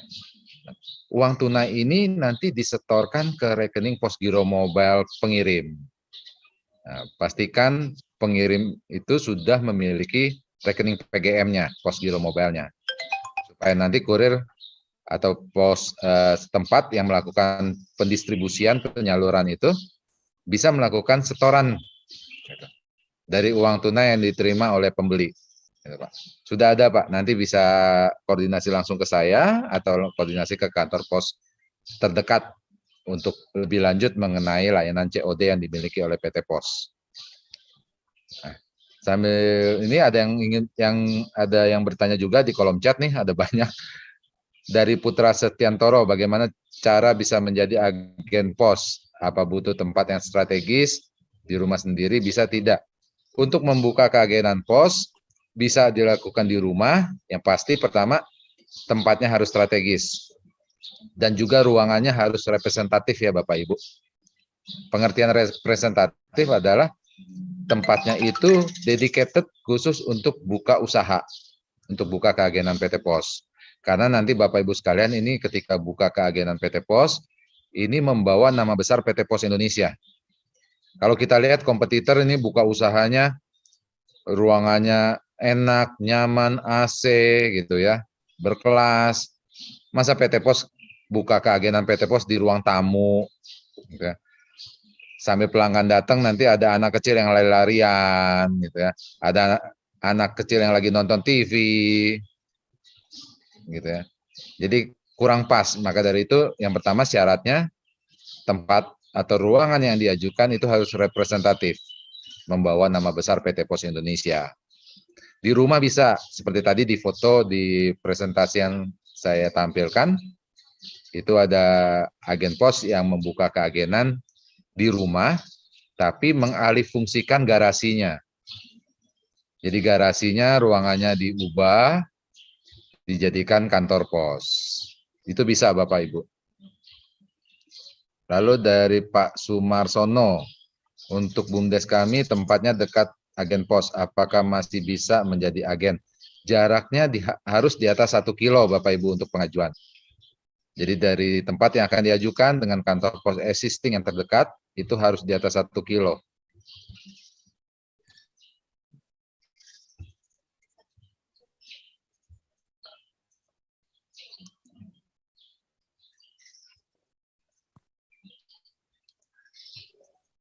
Riki, terkait dengan ini Pak Riki, ada UMKM di Papua yang ingin berjualan. Saingnya cukup dari kos ya, dari kos pengiriman. Bu Yudita, mungkin apakah ada pola untuk melakukan warehouse kiriman dari Papua di Jawa misalnya? Berdasarkan riset pembelian barang-barang produk dari Papua itu yang terbesar itu banyak dari mana aja, jenis-jenis mana aja. Ini barang itu dikirim kontainer atau dikirim bulky besar, ditempatkan di warehouse-nya di daerah Pulau Jawa atau daerah yang banyak permintaan terhadap layanan produk dari UMKM di Papua. Mungkin itu solusinya ya, Bu? Iya Pak, jadi kan kehadiran toko cabang atau itu sangat membantu sebetulnya untuk kita mereduce biaya pengiriman gitu. Jadi bahkan kadang di marketplace pun misalkan ada brand-brand tertentu tapi dia udah buka toko cabang di berbagai wilayah di pulau di Indonesia, ketika customernya ini akan melakukan pembelian pasti si toko yang aslinya yang pusat itu dia akan mengarahkan untuk pengiriman barang dari lokasi yang mendekati pembelian tersebut, itu supaya biayanya juga bisa ditekan lah, at least misalkan dia dapat voucher ongkir itu masih bisa mereka masih bisa memanfaatkan itu gitu. Kadang kan ada misalkan ongkirnya 100.000 tapi vouchernya 20.000 masih bayar 70.000 masih mahal juga mungkin untuk mereka gitu. Betul. Gitu. Iya, dan produk-produk Papua itu cukup bagus ya dari sisi produk pertanian ya, salah satunya kopi ya, kopi Wamena itu saya pernah ke sana dan cukup banyak orang yang membeli yang besar-besar gitu. Tapi kalau dalam kemasan itu mungkin kecil-kecil ya untuk di pembeliannya retail, tapi ada juga pembelian juga dalam bentuk besar. Jadi solusinya gitu, mungkin penanganan logistiknya ya untuk lebih baik lagi. Iya Pak, betul. Pak Riki, apa lagi yang lain yang ingin disampaikan sebelum kita, Bu, apalagi nih sebelum mengakhiri dari kegiatan kita ini, ada nggak kesimpulan dari kegiatan ini, kira-kira apa yang bisa diambil buat teman-teman para UMKM, para BUMDes dan koperasi yang bisa diterapkan oleh mereka? Baik. Saat ini kan kalau kita mau mengadopsi software yang sudah expert kan mungkin akan terkendala oleh biaya. Itu memang kita tidak bisa pungkiri Pak itu. Tapi secara konsep atau cara kerja omnichannel itu bisa kita manfaatkan. Banyak kok seperti tadi yang dari Batik tadi sudah menerapkan. Cara kerjanya sama. Yang penting adalah bagaimana informasi itu bisa tersampaikan dengan baik kepada pelanggan hingga pelanggan itu merasa mendapatkan servis yang berbeda ketika dia melakukan di toko yang lain daripada tempat kita. Jadi kemudahan untuk akses informasi tentang kebutuhan mereka itu sangat penting Pak untuk meningkatkan penjualan supaya mereka mau berkunjung ke tempat kita hingga nantinya ketika usaha mereka sudah berkembang mereka bisa menerapkan omnichannel dengan membuka 4 saluran utama tadi at least lah itu. Luar biasa ya, Bu Dita. Gitu ya. Nah, jadi udah saatnya nih teman-teman BUMDes UMKM ini untuk next level gitu ya, Bu Dita, Pak Joni ya. Naik kelas. Dari single channel, multi channel, kita persiapkan diri untuk bisa beralih ke omni channel ya, Bu Dita gitu ya, Pak Joni. Betul, Pak. Apalagi kan sekarang banyak tuh Pak akses yang ibaratnya kita coba aja yang sisi gratisnya kan mereka juga menawarkan tuh software omnichannel macam-macam sebelum kita melakukan pembelian ada fasilitas trialnya. Lah itu kita bisa manfaatkan tuh para UMKM di situ. Betul.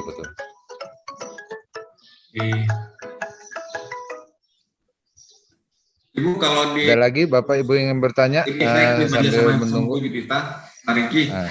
Bu, silakan, kalau Pak. di kampus BINUS, teman-teman ini para peserta Zoom ini kepingin sekolah nih sama BINUS biar seperti Ibu. Itu gimana caranya, Bu?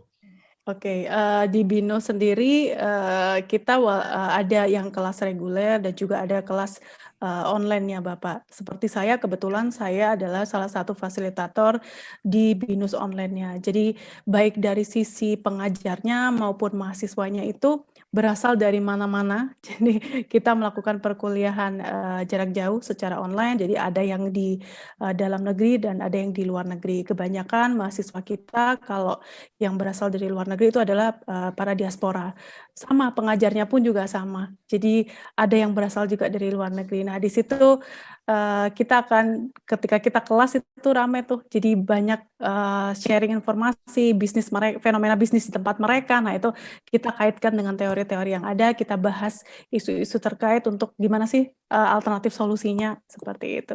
Jadi kalau teman-teman mau melanjutkan untuk yang fleksibel, rata-rata untuk di BINUS online ini mahasiswanya sudah bekerja semuanya, jadi kita kuliah pun ambil jam malam atau enggak di hari minggunya kita ada kelas gitu. Jadi cukup fleksibel dan bisa nambah jaringan lah gitu. Jadi untuk menempuh pendidikan itu sekarang sangat fleksibel, tidak terbatas ruang dan waktu. Untuk S1, S2, S3, Bu? S2 sudah ada, cuma kalau untuk S3 sepertinya masih menuju ke sana. Oke. S1, S2 udah ada. Kalau untuk kursus ada nggak, Bu? Kursus untuk di BINUS? Kalau untuk kursus sih saya menyarankan ikut aja course-course-nya karena di BINUS sendiri juga sering Pak mengadakan pelatihan-pelatihan untuk yang dihadiri peserta umum. Kan kalau di BINUS ini kan memang kita concern-nya ke bisnis dan juga karena DNA kita itu teknologi, pasti akan ada tuh teknologi di dalamnya, unsur-unsur teknologi gimana sih kita memanfaatkan IT supaya mendukung proses bisnis kita. Itu nggak hanya secara lokal tetapi bisa sampai secara global. Oke Bu, terima kasih banyak. Next time kita pun Ibu bisa menghadirkan juga di acara kita ini di lain waktu dengan tema yang Ibu bisa berikan kira-kira memberi manfaat buat para UMKM, para BUMDes untuk peran Insya Allah. Indonesia. Mungkin peran Universitas Bina Nusantara saya kita harapkan juga. Begitu Pak Eki. Betul Pak Joni, kita perlu narasumber-narasumber seperti Bu Dita nih yang untuk mengembangkan bisnis UMKM, bisnis BUMDes supaya produknya ini bukan hanya jago kandang istilahnya Bu Dita, Pak Joni, tapi harus bisa dikirim keluar daerahnya, bahkan harus bisa dikirim ke luar negeri. Gitu. Karena dengan menggunakan layanan dari PT Pos Indonesia, ini satu-satunya perusahaan jasa kurir di Indonesia yang bisa memfasilitasi kiriman ke luar negeri lebih dari 200 negara. Jadi kami harapkan nih produk dari BUMDes, dari UMKM ini bisa go internasional nantinya gitu, Bapak Ibu. Oke. Ya, mungkin sudah di akhir acara, sudah foto dulu kita nggak? Foto dulu. Oh, boleh. Ayo kita foto, Bapak Ibu sekalian. Silakan dinyalakan kameranya, kita foto. Ini ada 4 slide. Saya capture secara bergantian. Sambil menunggu rekan-rekan yang lain, silakan dinyalakan kameranya.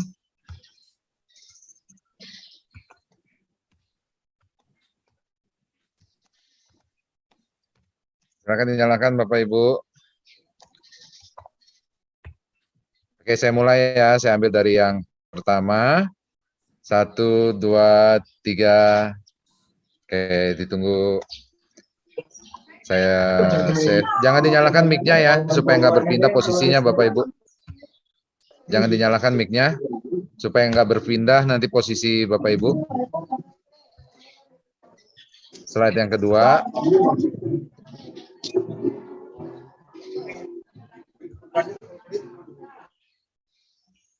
Slide yang kedua, 1, 2, 3.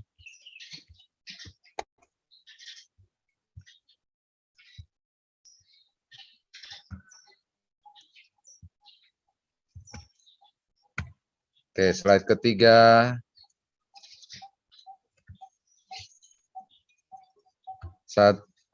Banyak yang belum aktif kameranya. 1, 2, 3.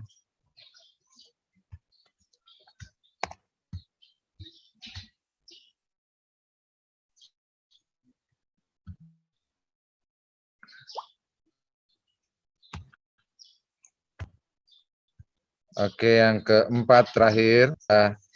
Silakan Pak Joni. Ada kata penutup, Pak?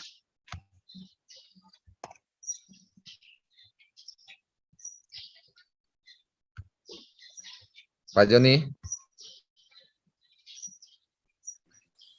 Pertama saya ucapkan terima kasih banyak buat Bu Yudita Parasari, dosen Bina Nusantara. Terima kasih sekali lagi, dan next time kita sangat membutuhkan ilmu dari Ibu. Mungkin kita minta sekali lagi atau beberapa kali lagi ya di tahun ini untuk tema-tema yang menarik. Dan juga saya ucapkan terima kasih banyak buat Pak Samsul, staf ahli Menteri di Kementerian Desa. Dan juga terima kasih buat dari TV Desa, dari Pak Suryo yang sudah melakukan kegiatan ini di channel YouTube TV Desa. Kemudian juga terima kasih buat Pak Riki, Direktur PT IAK, juga sekaligus sebagai main agent B2B PT Pos Indonesia. Seluruh para peserta, jangan lupa untuk next time Kamis depan kita ada tema-tema lagi yang lain. Ya, mungkin temanya terkait dengan bagaimana berjualan di Shopee, bagaimana produk UMKM BUMDes itu bisa ditempatkan di channel Shopee ya. Gitu. Oke, itu saja. Terima kasih banyak dan silakan.